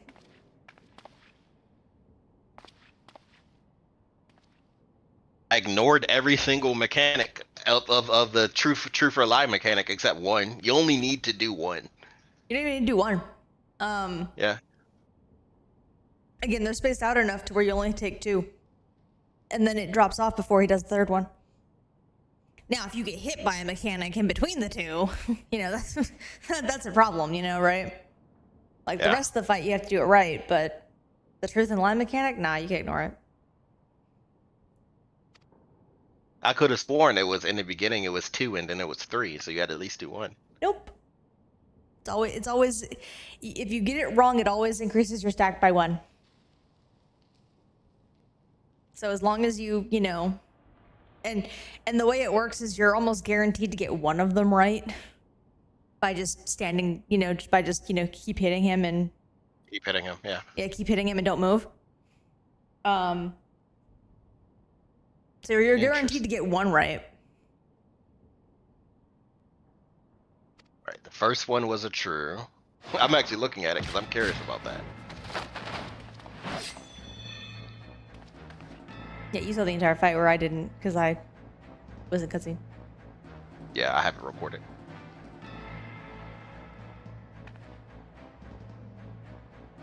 Yeah, the debuff you get lasts for 2 minutes if you get hit. Yeah. Like it does, but again, because of just how the fight goes, it'll fall off before he does it again. Before you have to take another, yeah. Yep. So yeah, as long as you do the rest of the fight right, you're not gonna lose. You're not gonna go chicken. 45 seconds, he only did 1. Then he does the ad phase, still just 1.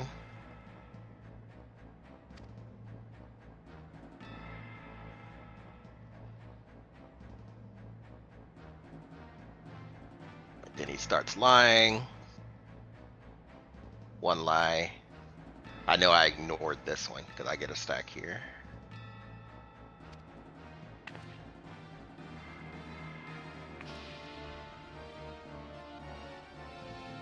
Remember, originally it also the fight lasted longer.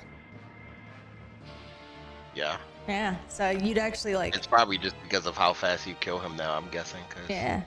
I'm like, I could have sworn after ad phase he does 3, so you have to at least do 1. Yeah. But no, in the original it was 2, and then he does mechanics, then he does 2, and then he does mechanics, and he does 2 again, he does mechanics, and then No, he did 3 after the ad phase. I'm watching it. He did 3. Huh. He did 2 lies and a truth. Yeah, but again, like what I'm saying is if you just stand still and keep hitting him, one of those you're going to get right.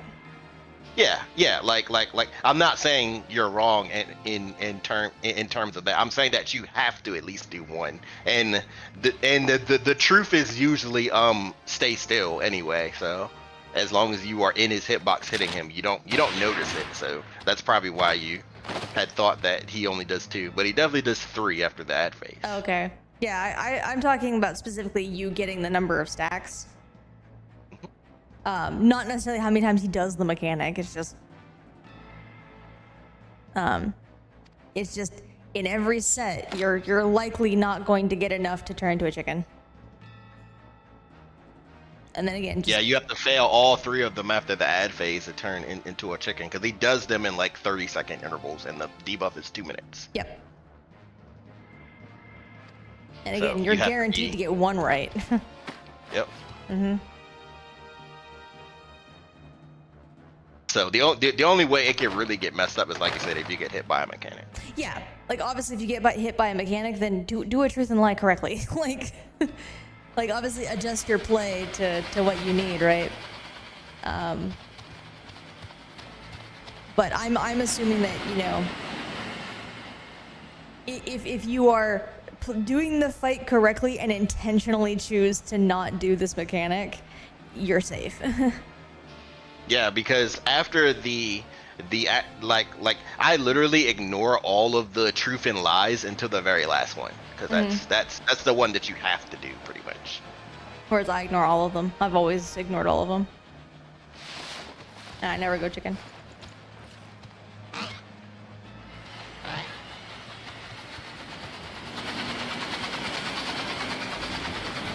Bro, they left him.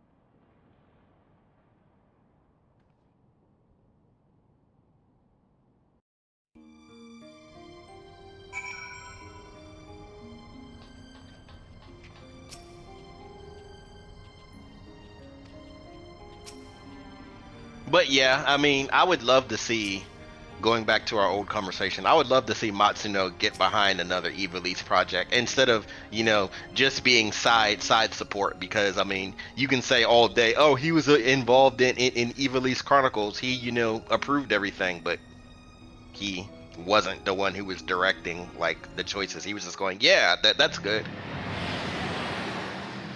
Yeah. And honestly, the only thing that probably helped out was the fact that it was Yoshi P, who, as we know, has profound respect for the man. Yeah. That was probably the only thing that made it even remotely fair. Is the fact that Yoshi P probably consults him a lot more than, say, someone else who doesn't have as much respect for him.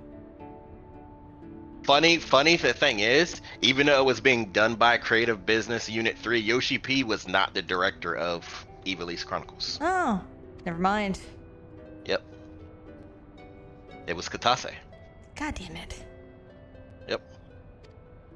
So they literally moved Katase to Creative Business Unit 3 to work on that. Or rather, they put the project in his hands and then gave him people from Creative Business Unit 3. Yeah, that's probably the more likely. Yeah. And I imagine that did not make Yoshi P very happy. Nope. The only thing Yoshi P was involved in terms of was picking the Who would go? Yep, who would go? Yep.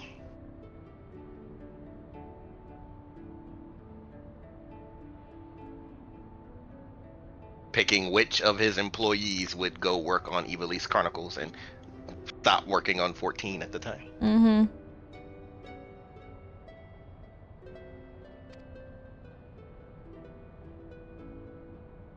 Which, of course, you know, the 14 community, once they figured that out, is, you know, being the shits that they are, saying, that's why Don Trejo's so bad, because they all went to work on Ivalice Chronicles. Because, you know, that's what they do. Mm. You know, I'm over here like, but Don Trejo was good, though. Yes, Don Trejo was good. I agree.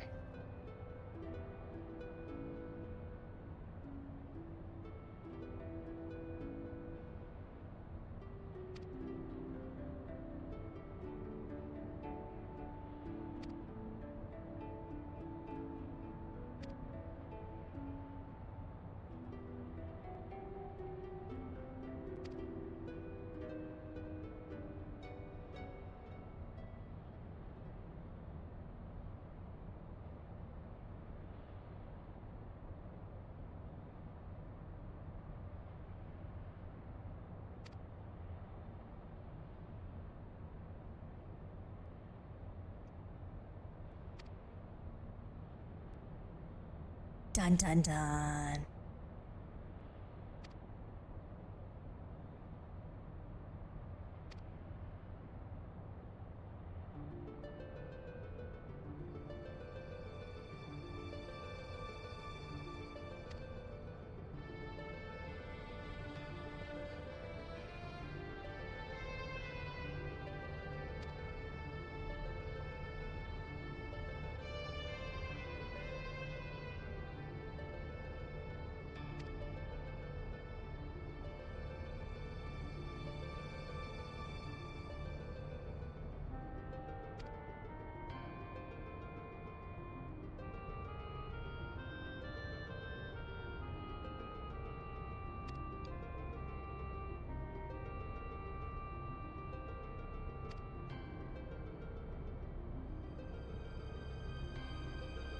That they were all demons.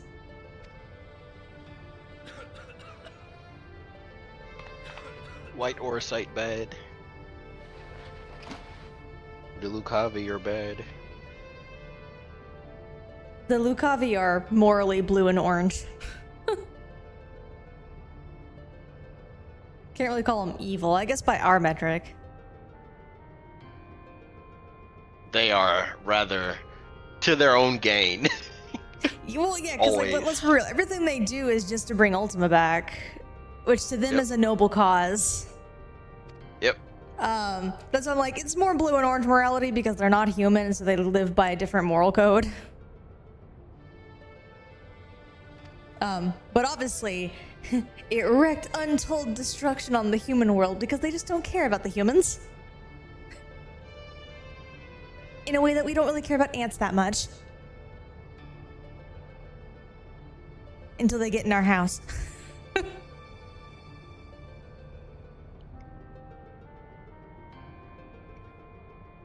But we Graph and Bellius.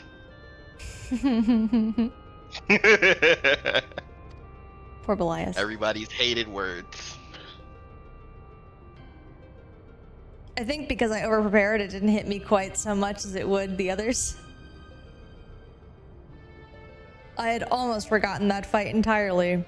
Just because when I walked in there, no, I had a fully done Ramza. Kicked his ass.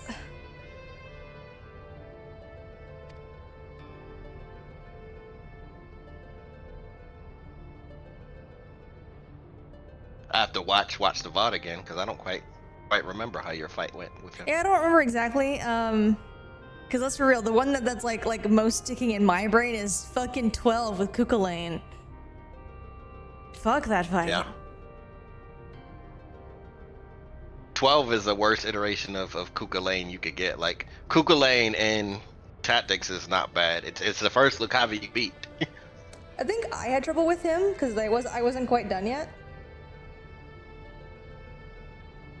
Like my characters were like half formed.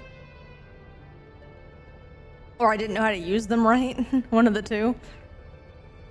The mistakes a lot of people make about Kukulane in the beginning when you fight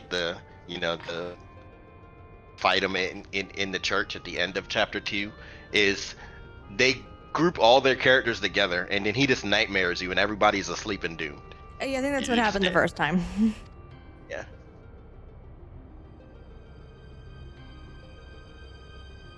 Like, you can't guard against every single status that Kukulane puts on you, because, Kukulane, so... Mm-hmm. You pick the ones that are the most pain in the ass, and you pray you don't get, the others. Mm-hmm. But yeah, no, the thing that's definitely just sticking in my brain of the worst Esper is definitely 12's Kukulane. I hated that fight. It just made me mad. The things I had to do to win it was stupid. I mean, yeah, I had to tell you that you have to have, like, Kiraja, and you have to have it on, like, when your HP gets to 90%. Need to be healing immediately at all times. Yeah. 90% HP, you have to use Kiraja. Like, it's stupid. No, how we did it was, like, if it dropped below 100%, so if they took any damage, nope, curing. And you still nearly died, I remember. Yeah, I'm just like, fuckers. I literally had 2 of them going while I just had Vaughn, you know, smacking to death. And that took like, what, 20 minutes? And Vaughn's a hard hitter. You have all of the FUBARs doing all the BS to you, and then even though you have the HP the drain being taken care of, he still statuses you. Mm-hmm. Kukulane is a bastard. He's always been the worst. Mm-hmm.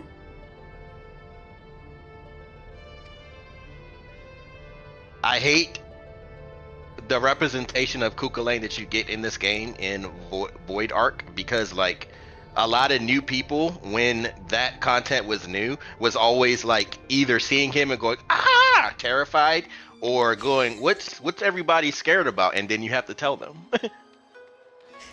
Funny enough, you just mentioned that, and I'm like, oh yeah, Kukulane is in this game, isn't he? Kukulane is in this game in Void Arc, yeah. Like, and he's trashed. Yeah, because unrecognizable, like not the same. I don't even count them as the same. Highly forgettable there. Oh my goodness, not in 12. Because again, like all the others, I'm like, oh, that one was kind of annoying, but like once you get it, it's fine. Whereas no, I think of Kukulane, it's just like fuck that guy.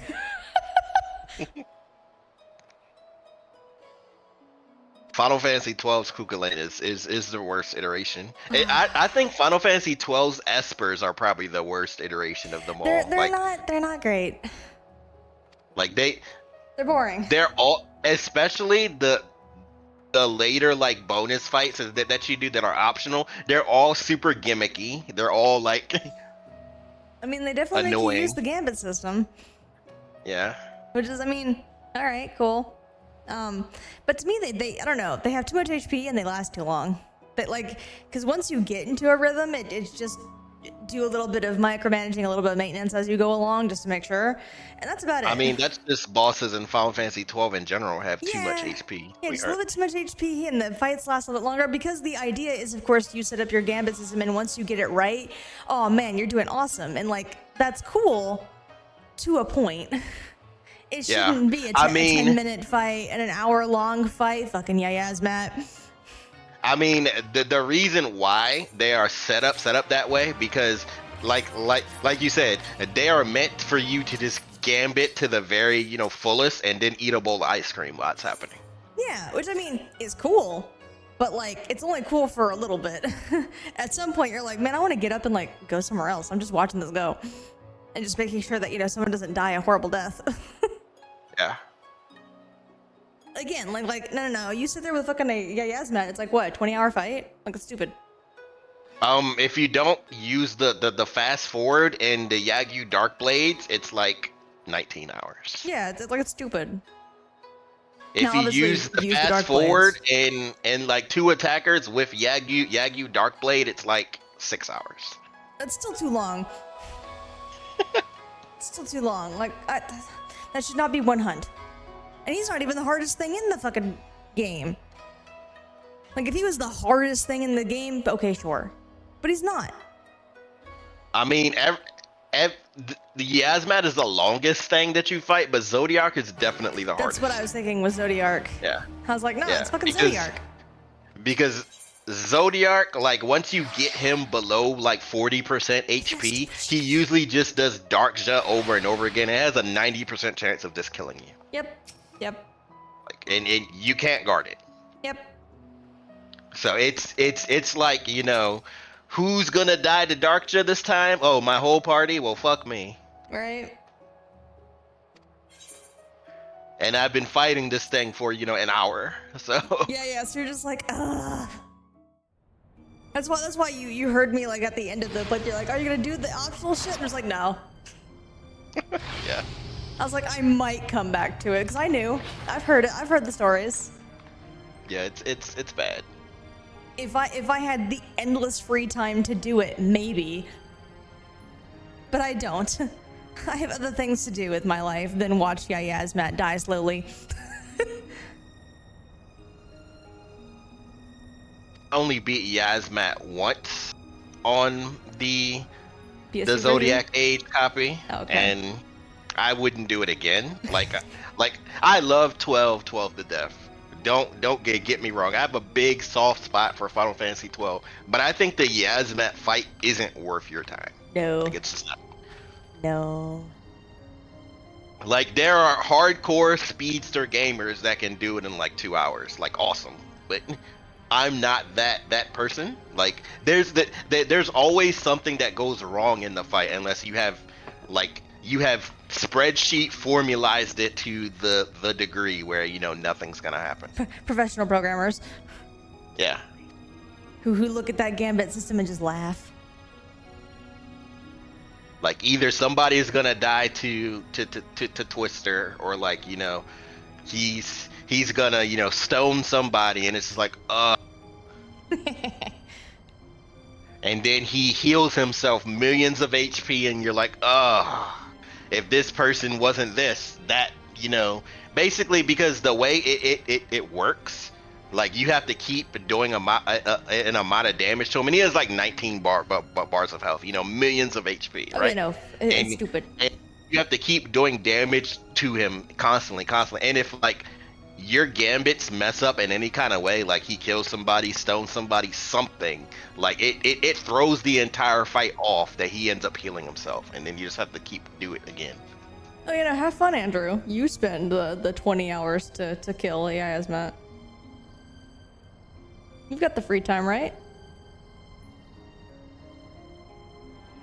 It's like, oh, I forgot to dispel him, and now he's healed himself by 3 million HP. By the way, he has like 100 million HP. Yep. What? And this region that he has, you may be sitting there saying 3 million out of 100 million HP is nothing, but that region ticks like every 3 seconds. Yeah, like no, like the region's nuts. Yeah. So like, if you don't have your gambit system to dispel that as soon as he does it, by knowing like when he does it in the fight, which is why I'm like, a pro gamer can do it in a very, very impressive amount of time. But if you don't know the Yasmat fight and you're going in blind, 19 hours easily. And I'm not willing to spend literally an entire day plus some of my sleep to do it. Nope. At that point, just let it go on its own, and I'll go to work and see if I'm still alive when I come back.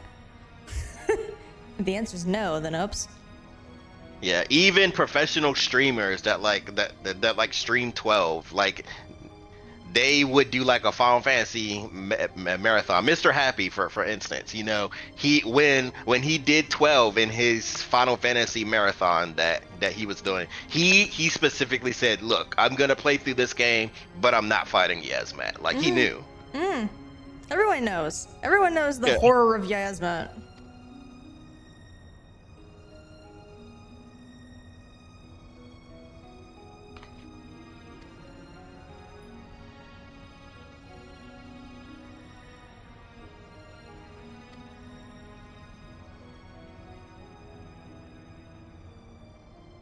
I do like this Makoto person. She's like talking all like the big words, the $10 words.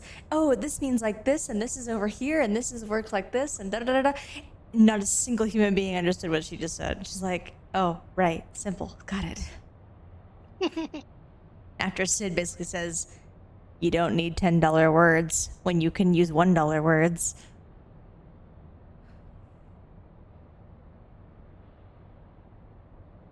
And even then, she knocks it down to like a $5 word, because like immaterial.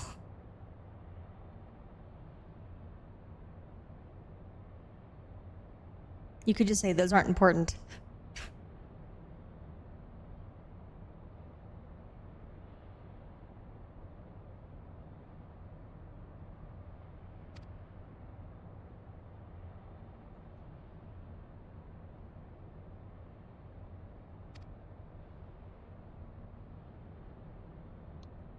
She tried.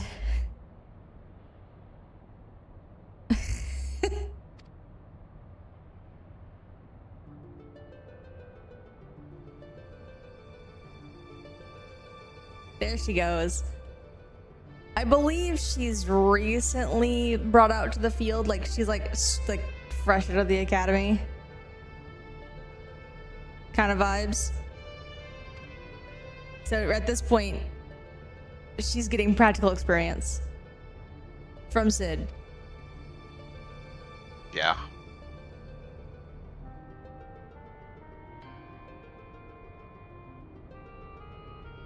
See, and then he goes, no, this is how you simplify. And then, says it.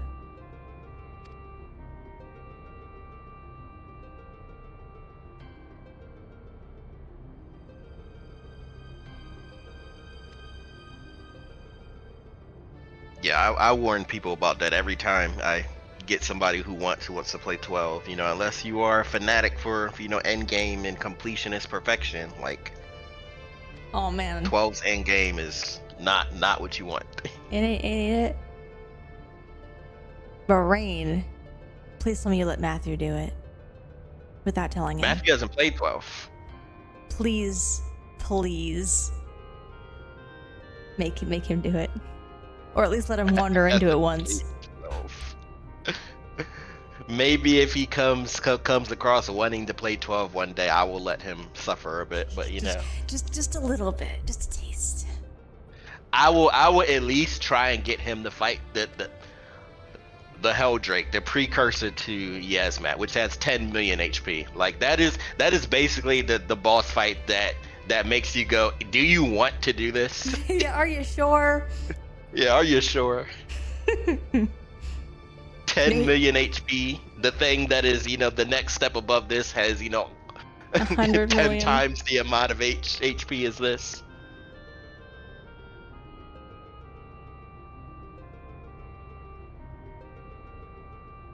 People are like, oh, Vayne at the end has, a lot of health. He, he takes long to kill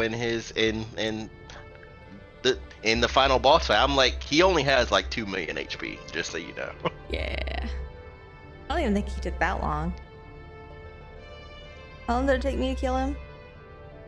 It takes like at least 10 minutes to kill the final form. Like, just because he does have 2 million HP, and when he gets below half, he does put perfect defense on, which lasts for like 5 minutes.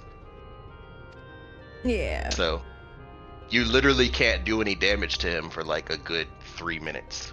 Yeah, where you just kind of chill out and get ready for him.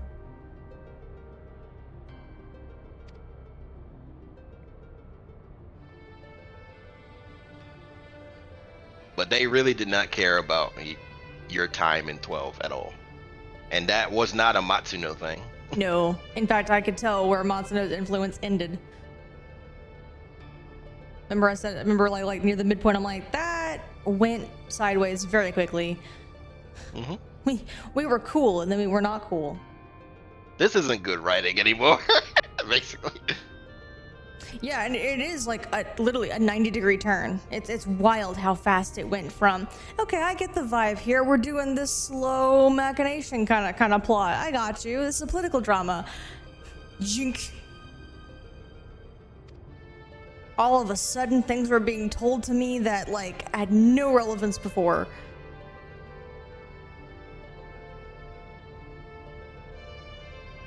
Don't you just love when things go completely flipped upside down? Honestly, if I didn't know a lot of the developer history, I would have called it a bad game then and there. I'd have been like, this is trash. The era of like 2002 to like 2004, 2005 Square Enix is very much a shaky era. It's because they grew too much too fast after the success of 7. Like you can tell after Final Fantasy X, with Final Fantasy X-2 and everything after that, like they really did not know what to do. Happened before that. Now, the reason why you don't notice until about 10 is because the first people to leave were like the lower levels, like the people who actually were on the ground doing like the grunt work.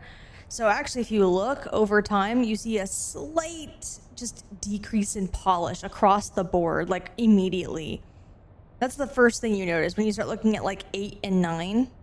if you look, some of those transitions in 9 especially are kind of janky. Like from a execution standpoint, like they're fine as storytelling, but from an execution standpoint, especially near the end where Zidane's doing that big rush in the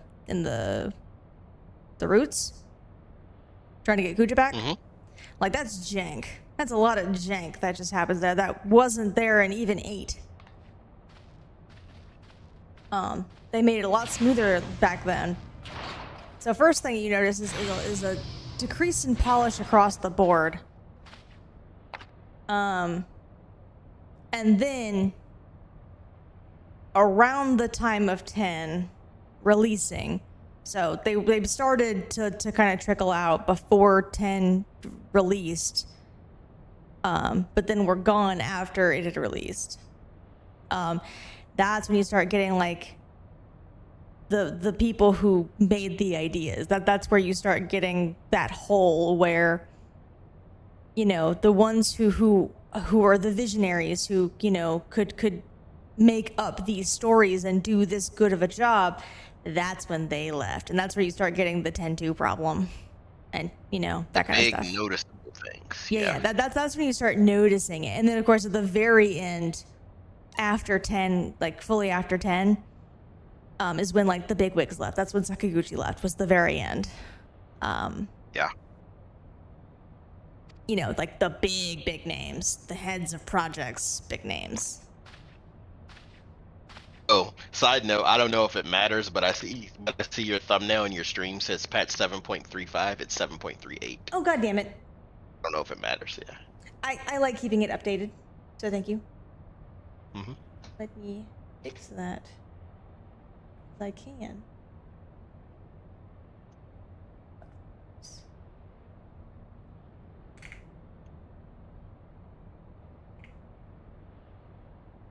Save.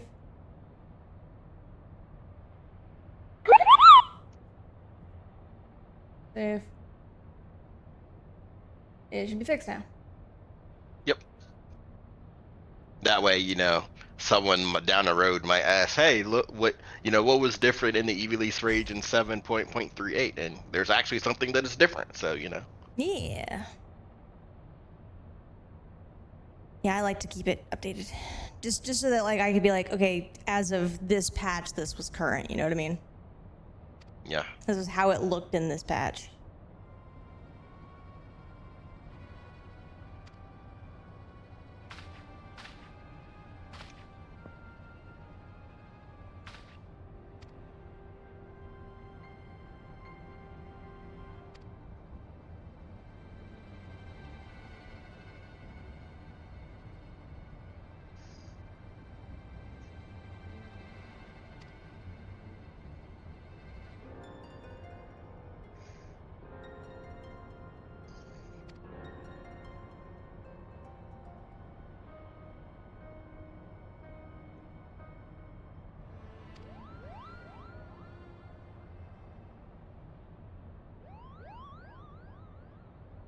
Isn't he just a little shithead?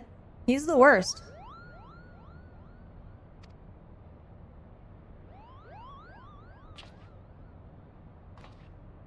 He's like Argath. I don't know why they decided to make Ramza like Argath, but they did.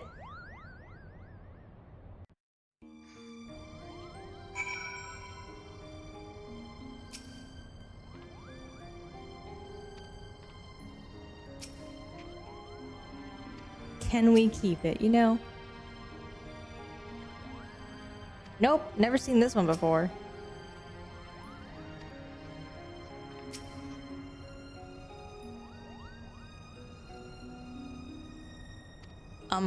It's a Moogle, man. What's it gonna do? Kubo at me?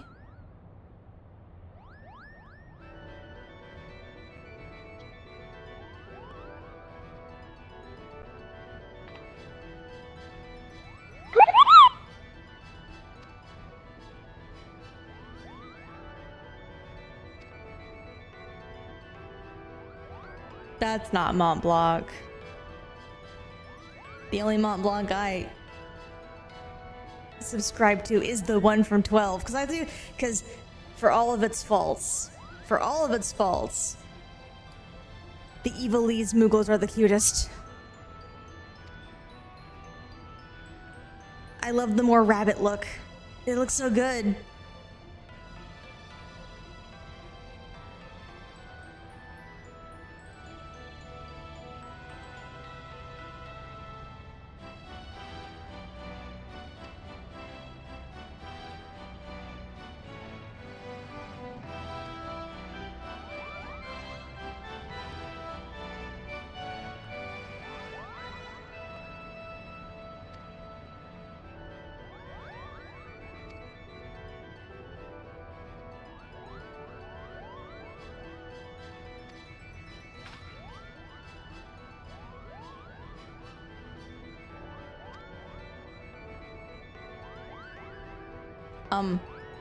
They can make themselves invisible and fly, man.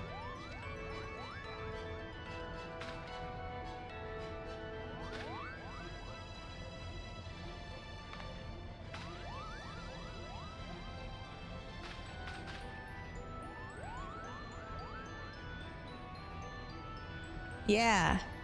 Tell him, father. Put him back in his place. He ain't the head of this fucking theater company.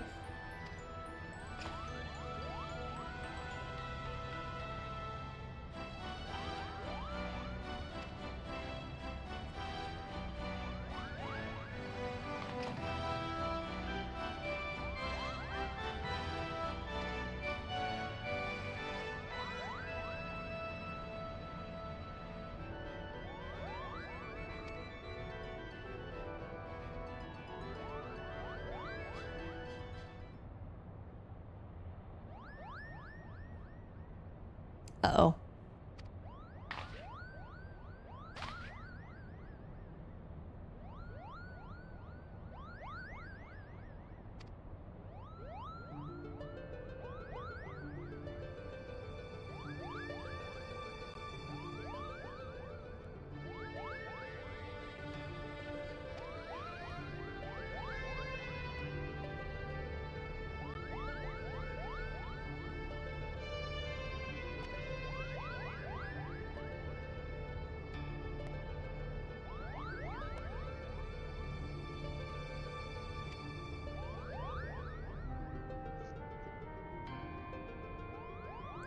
Arithmetic.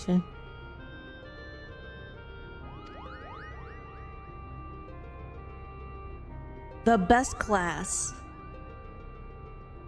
I say as I,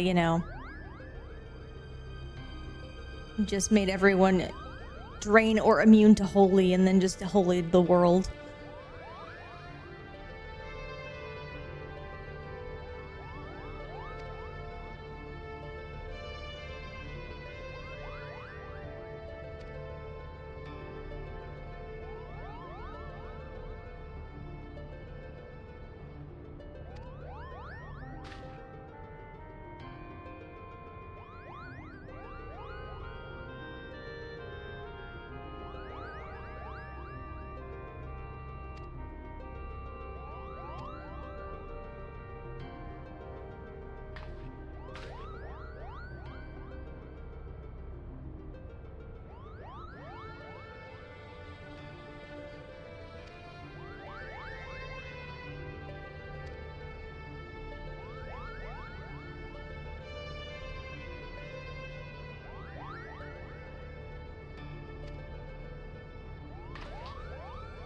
Oh, and there he goes.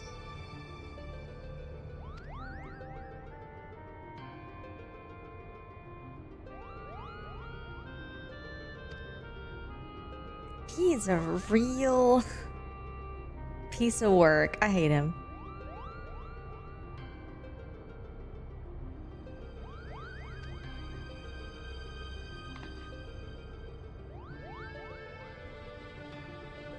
You mean to tell me they made Ramza more like Delita?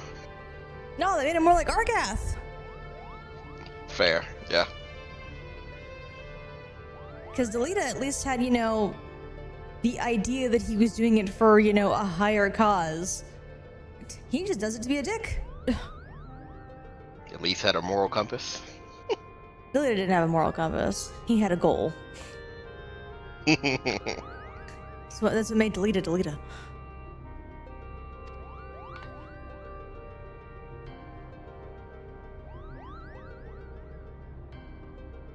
Man, you know what bothered me though?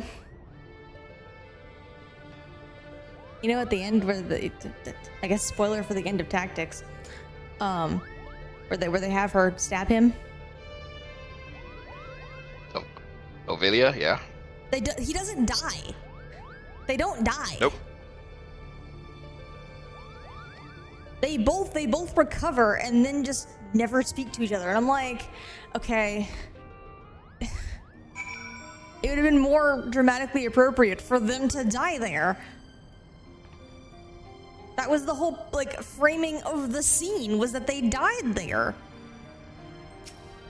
Everything from the camera angle to everything. Like, what do you mean? They actually rewrote the plot in Ivalice Chronicles for them to die there. Oh, good.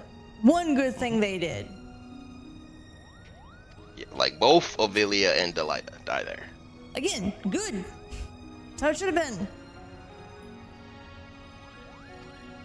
I mean, to be fair, in War of the Lions, it's left ambiguous, but I'm going to just keep it in my brain that they died.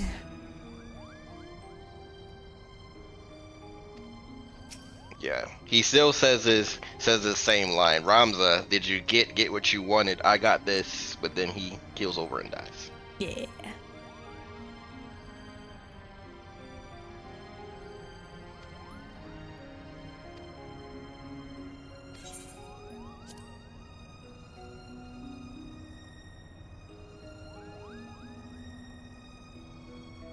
She tries so hard.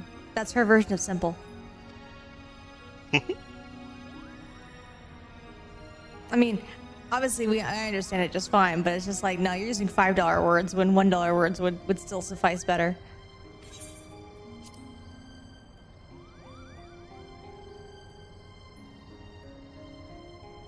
In the principal's possession for an extended period, despite him having it a long time.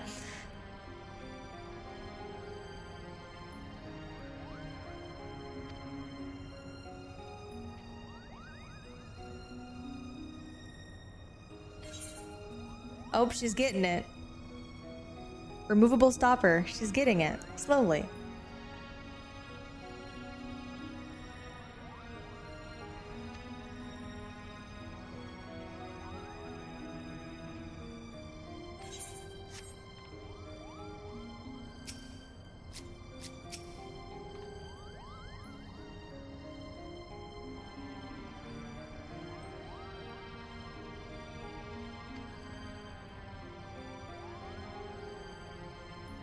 He is an incurable little prick, isn't he?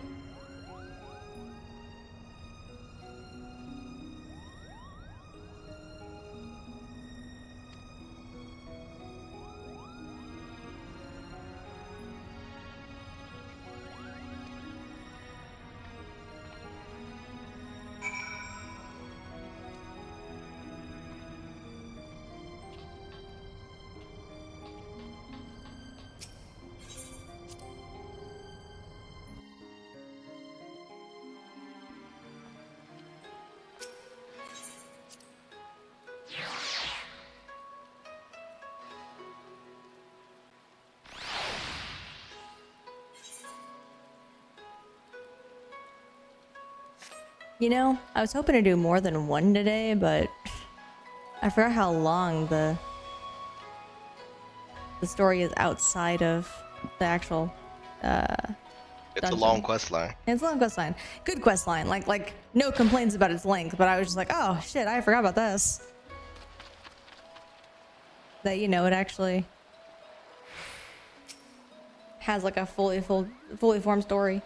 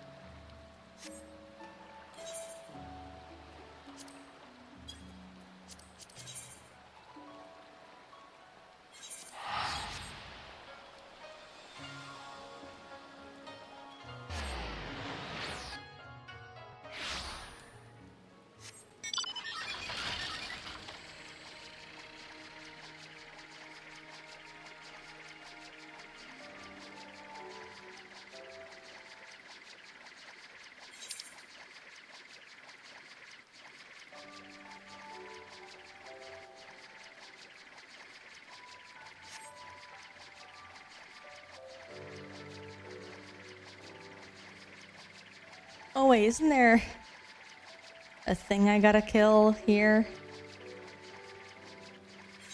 Oh no. Hopefully it's a lot easier now.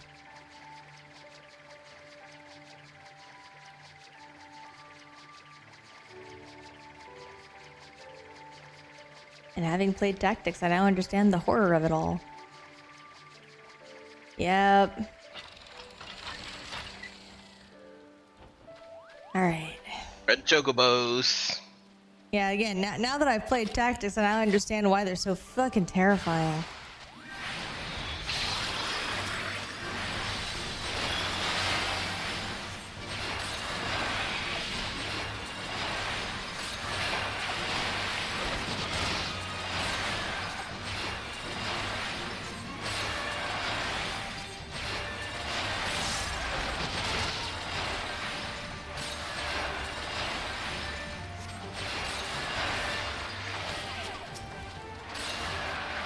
Nope, getting out of there.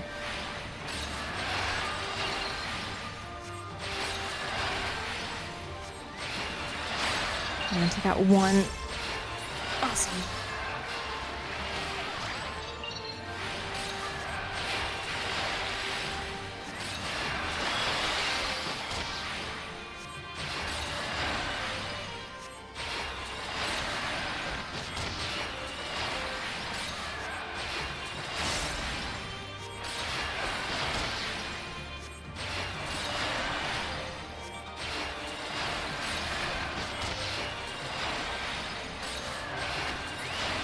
There we go.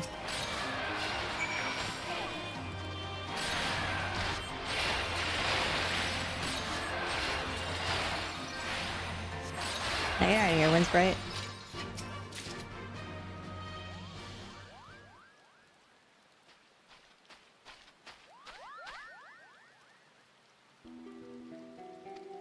He wasn't.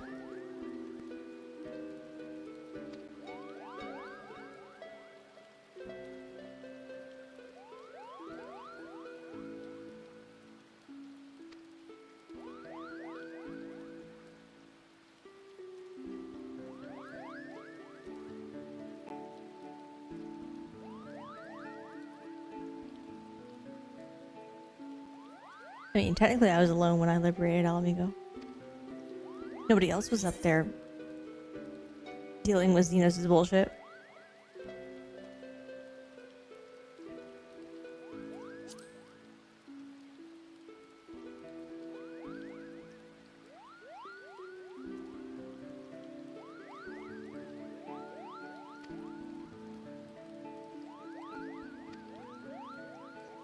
No one else had a crazy man talking about biting your jugular. And drinking deep of his blood.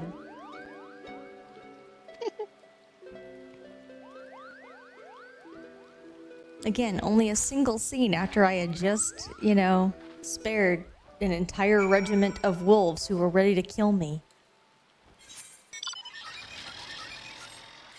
Which I swear is the part that I get most irritated about.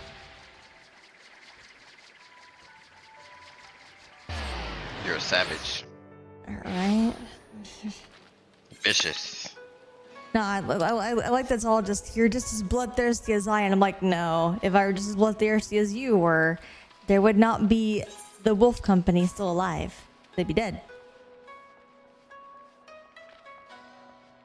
And that's just in the Vicious. and that's just the scene immediately before it. There's so many instances where our character could kill someone that they don't. So many. Just in the MSQ, never mind the side quests.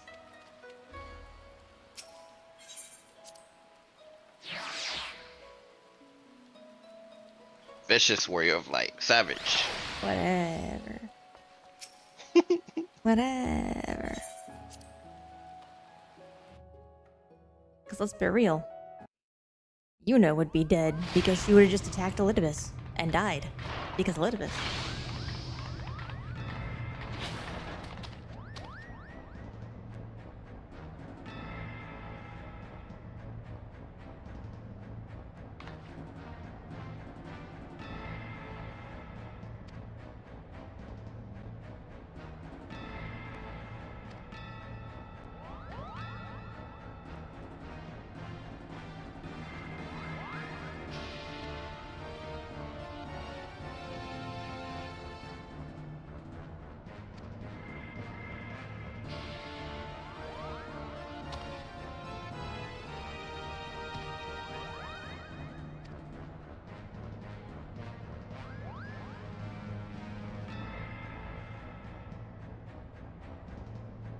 Ramza, shut up.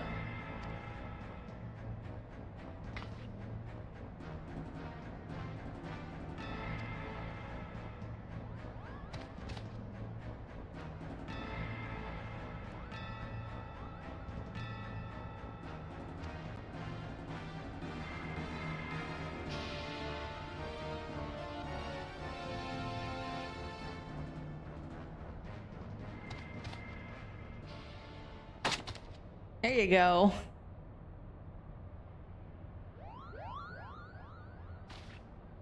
Yeah. Alma was never even like hurt or anywhere near them.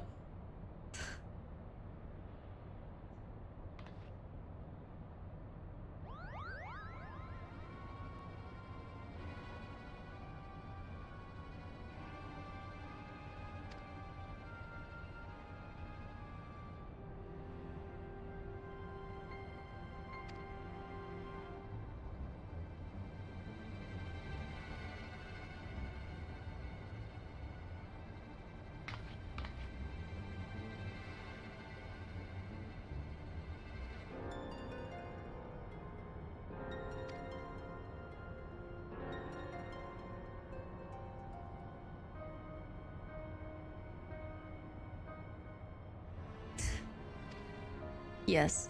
Hate him. Yes. Oh, because you know, that's better, Makoto. Try again. Even more convincing than the last.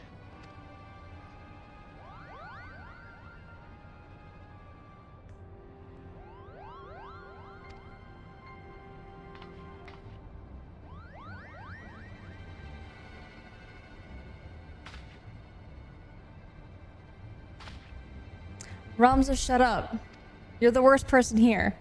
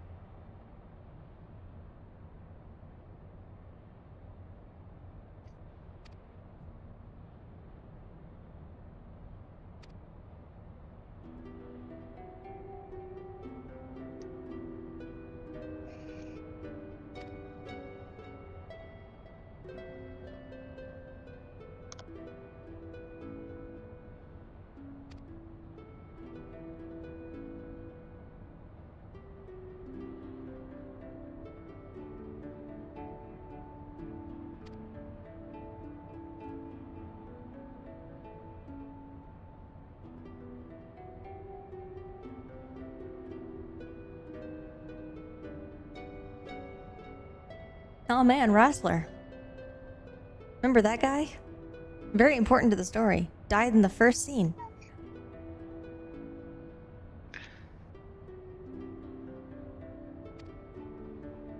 I should call it the opening movie, not the first scene.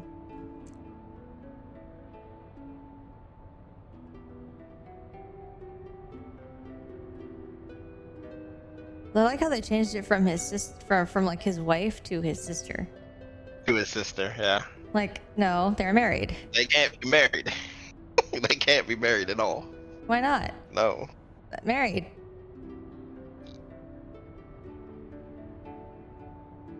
You know what? Maybe the original intent was them for them to be siblings.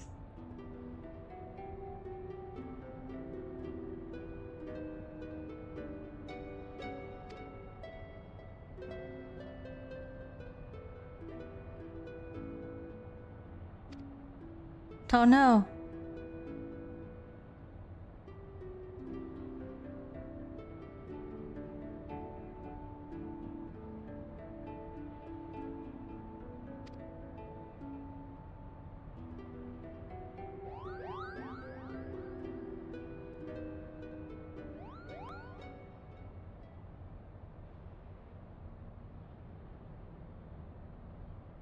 Makoto, read the room, please.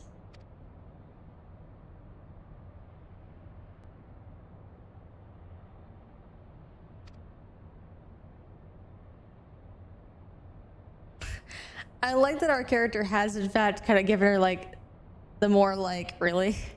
The more, like, dude. Can you not tell what's going on here? Yeah, because instead of just, you know, the smile and the nod, it's really just the little shocked face and then the determined face, like,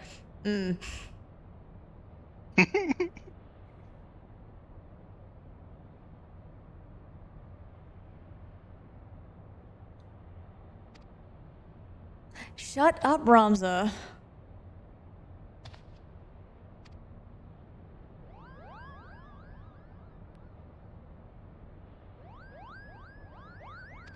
God, I'd feed him to the lizards.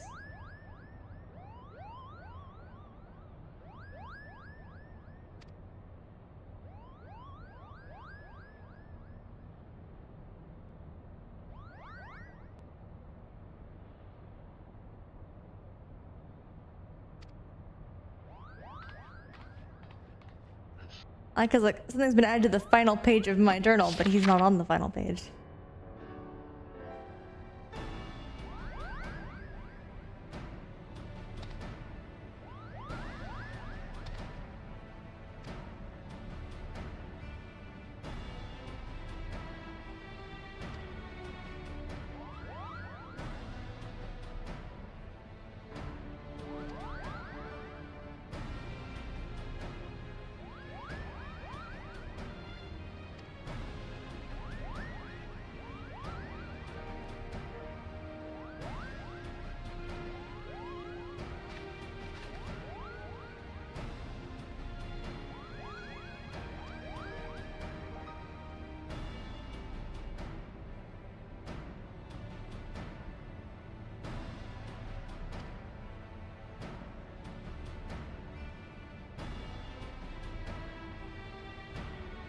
I like how they're doing, like, kind of Greek myth where it's like Scylla and Charybdis. The little bit of Bermuda Triangle in there. And also the old Greek version of what the world looked like. They thought if you went too far to the west, then it'd be the end of the world and you just fall off.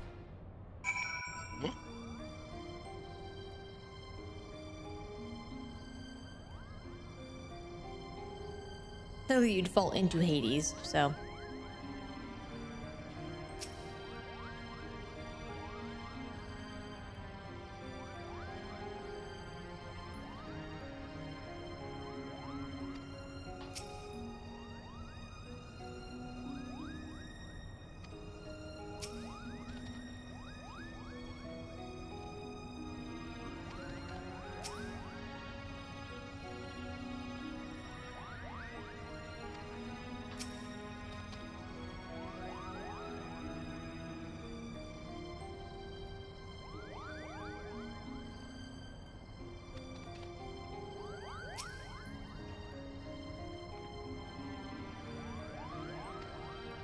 Ramza, shut up. Why are you a character?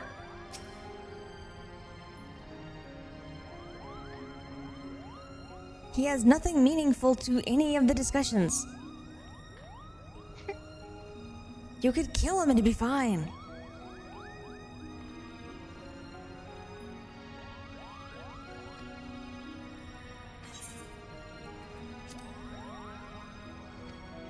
Okay, that's the same.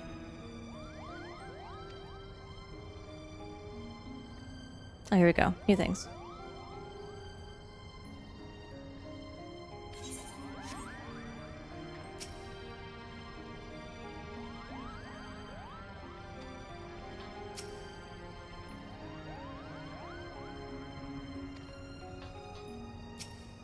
The need for food, Alma.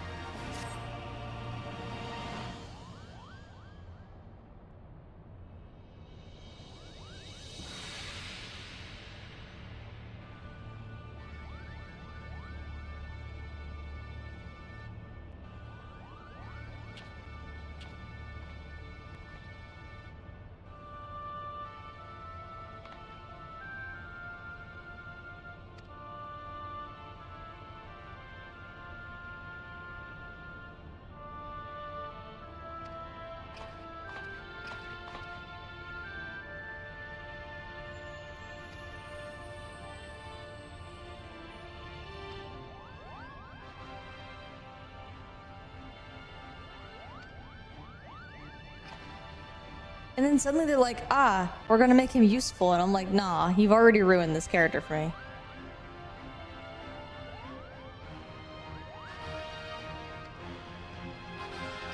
Honestly, the dad could do most of his lines, but you know, nicer and better.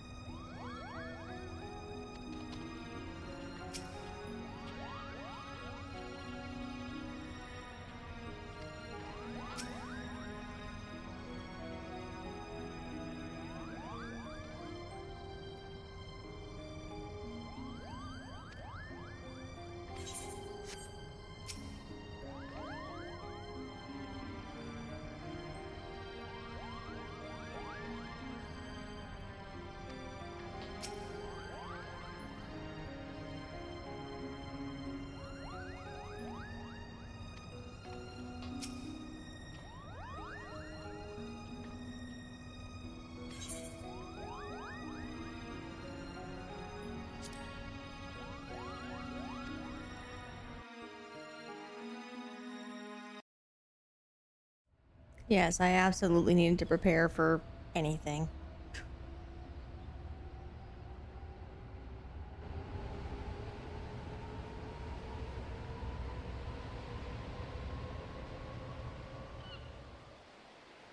And you're off.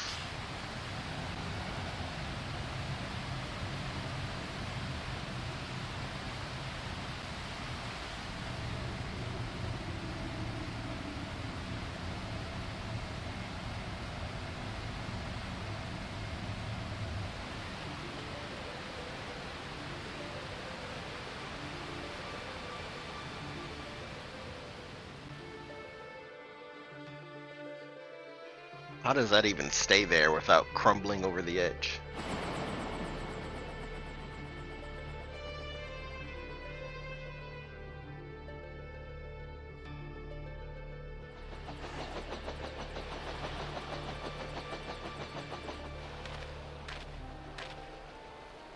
What was that?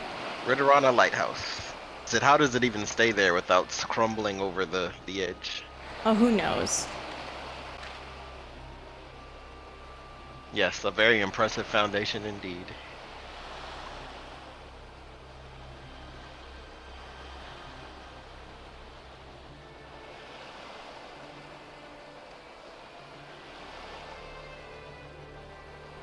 The missing lizard.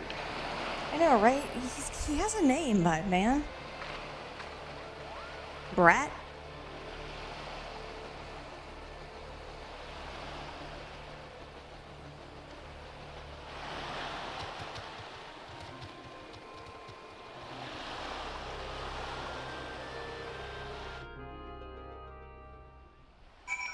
Although, you can see that there are sections of it that are just gone. Maybe it used to be bigger. Maybe. It's never confirmed. Eh. I mean, you wouldn't think so, considering that's the gate right there. And if it were used to be bigger, the gate would be over there. So maybe not. Maybe they were just terrible builders. I don't know. That looked pretty impressive to me. Builders with no purpose. They just built. I mean, that's what a lot of skyscrapers are. They're vanity projects.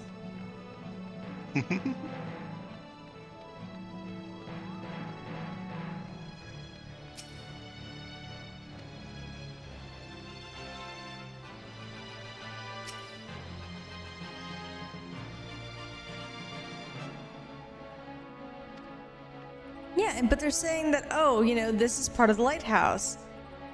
But again, what's the gate Seen doing better there days. then? Mhm.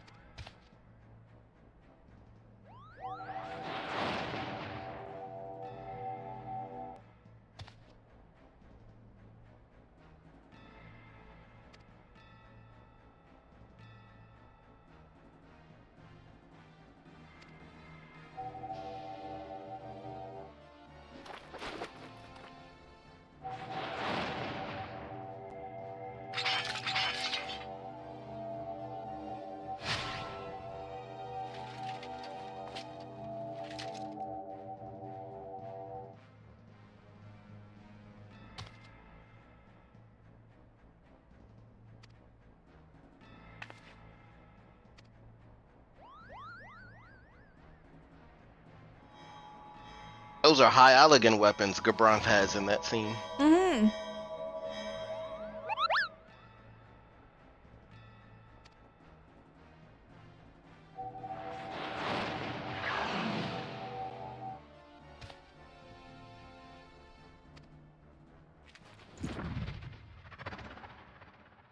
Oh dear.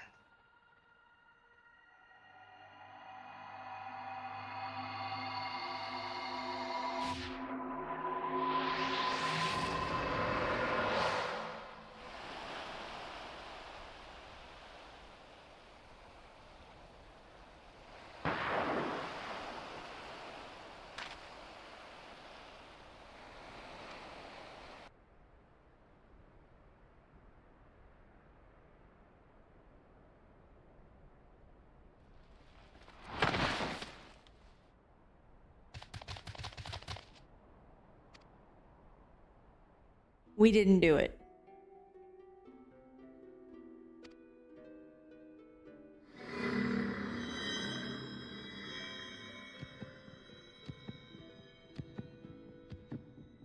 That's not good.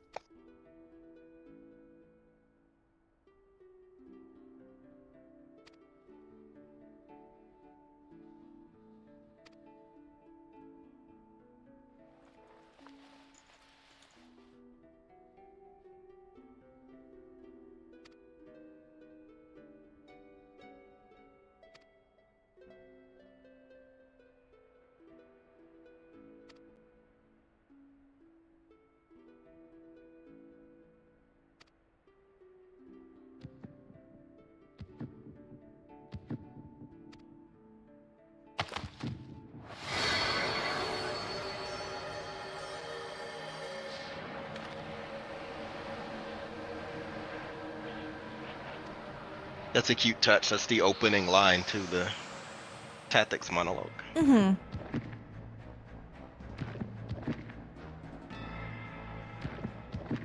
And he's gone.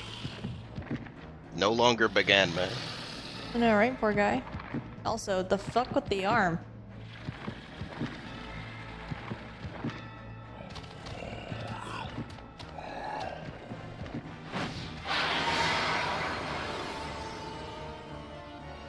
And away he goes.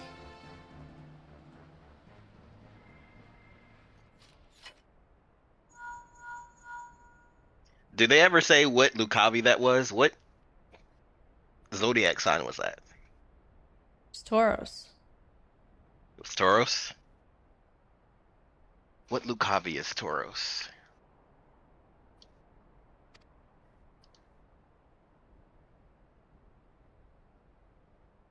Pretty sure. I can double check that. Now that I've, said it.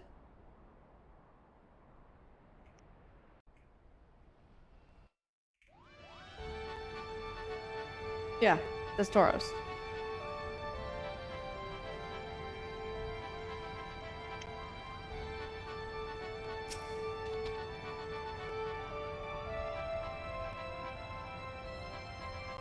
Are you looking up the copy for me? Yeah. Okay, in 14 it's clearly Yasmat. Yasmat is a Lucavi, but I want to know like who it is in tactics. Yeah, OG. Yeah. Let me look quick. FF tactics. It's the one that Ludovic has. It never transforms, but it's the one that Ludovic has. Okay. Tauros. The one that Mustadio is going after from the Burt Trading Company that we all know is the East Indian Trading Company. Yeah.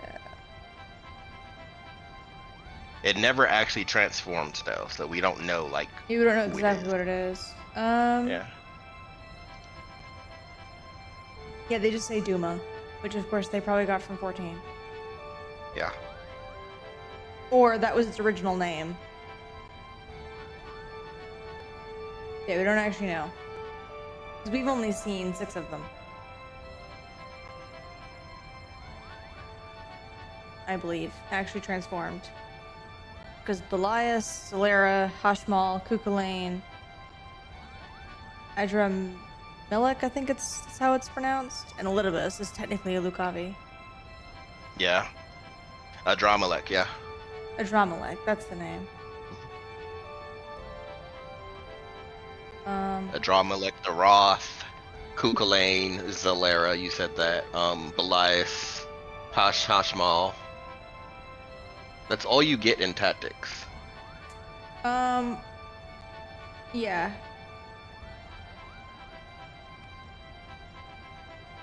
But we know there are more based off the Zodiac stones, because there are more there's stones 12.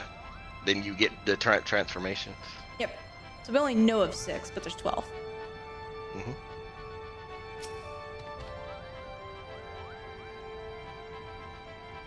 Right, did that one.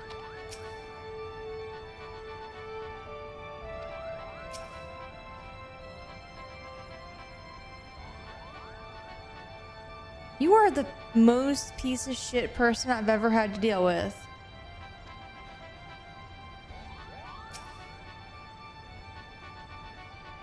Self-centered, selfish little prick. Only thinks about himself.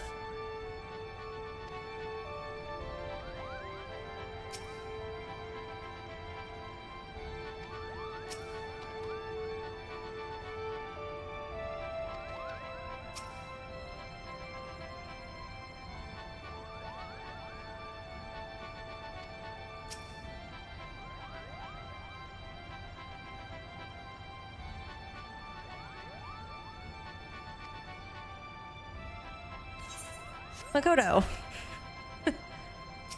This is not a research paper.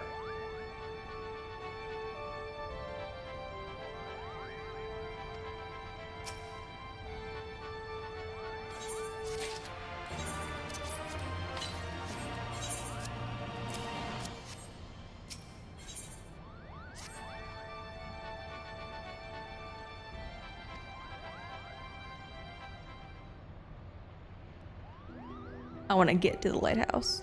Like, actually, to run it. Oh, I was literally just answering that question, Andrew.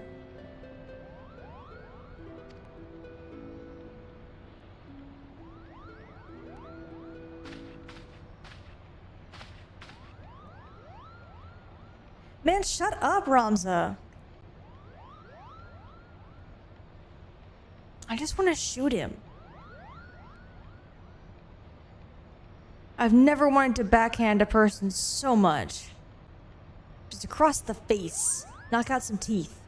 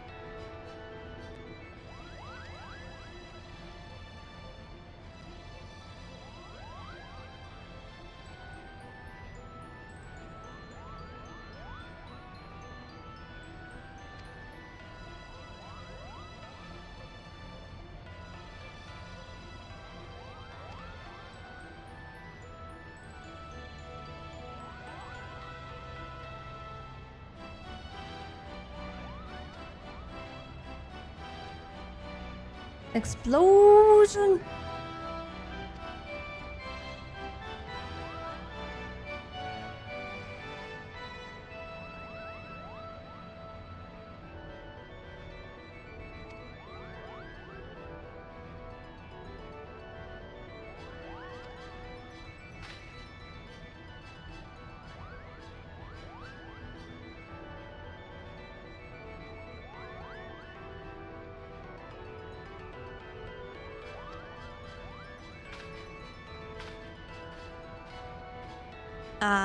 Ramza believes the propaganda.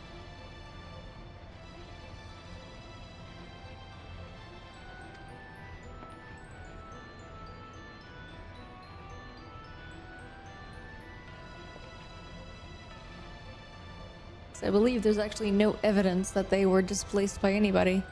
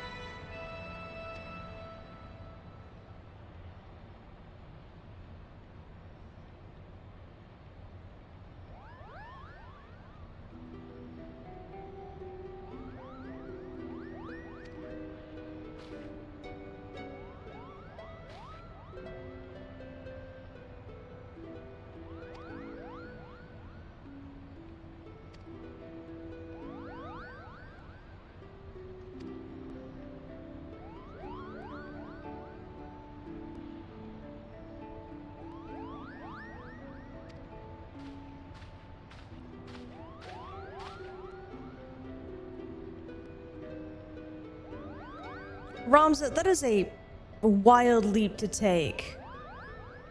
It's jewelry, my dude. There could be multiple copies of it.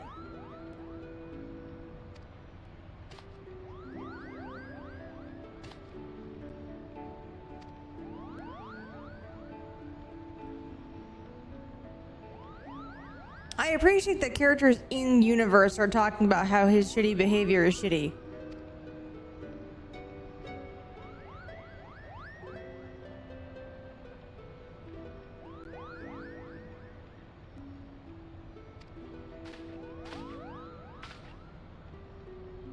What kin? You have your sister and your father. What do you want, man?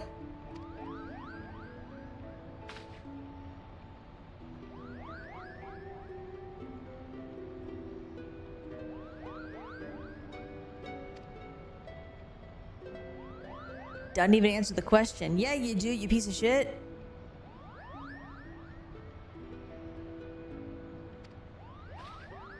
Racist prick.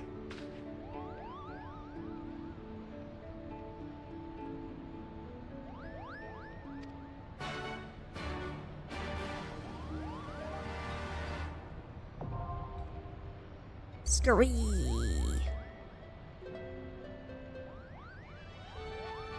Anyway.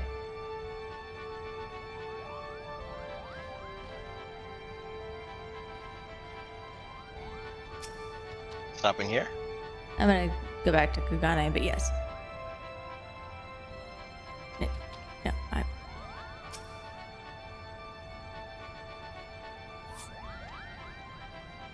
see that he ran. We're not gonna do the dungeon. I will stay and do the dungeon with you if that's what you want to do. No, I don't have time, unfortunately. I would love to, but I cannot.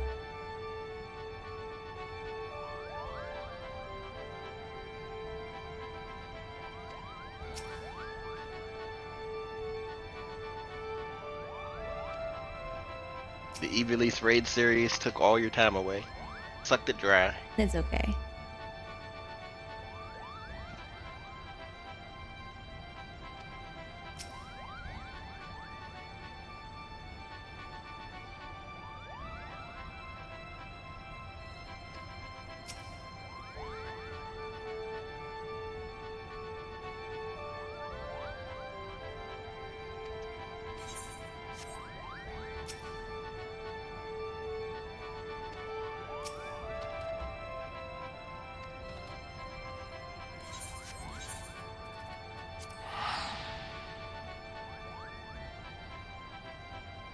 I will blame Ramza for being a shithead. Anyway, have a good night, everybody.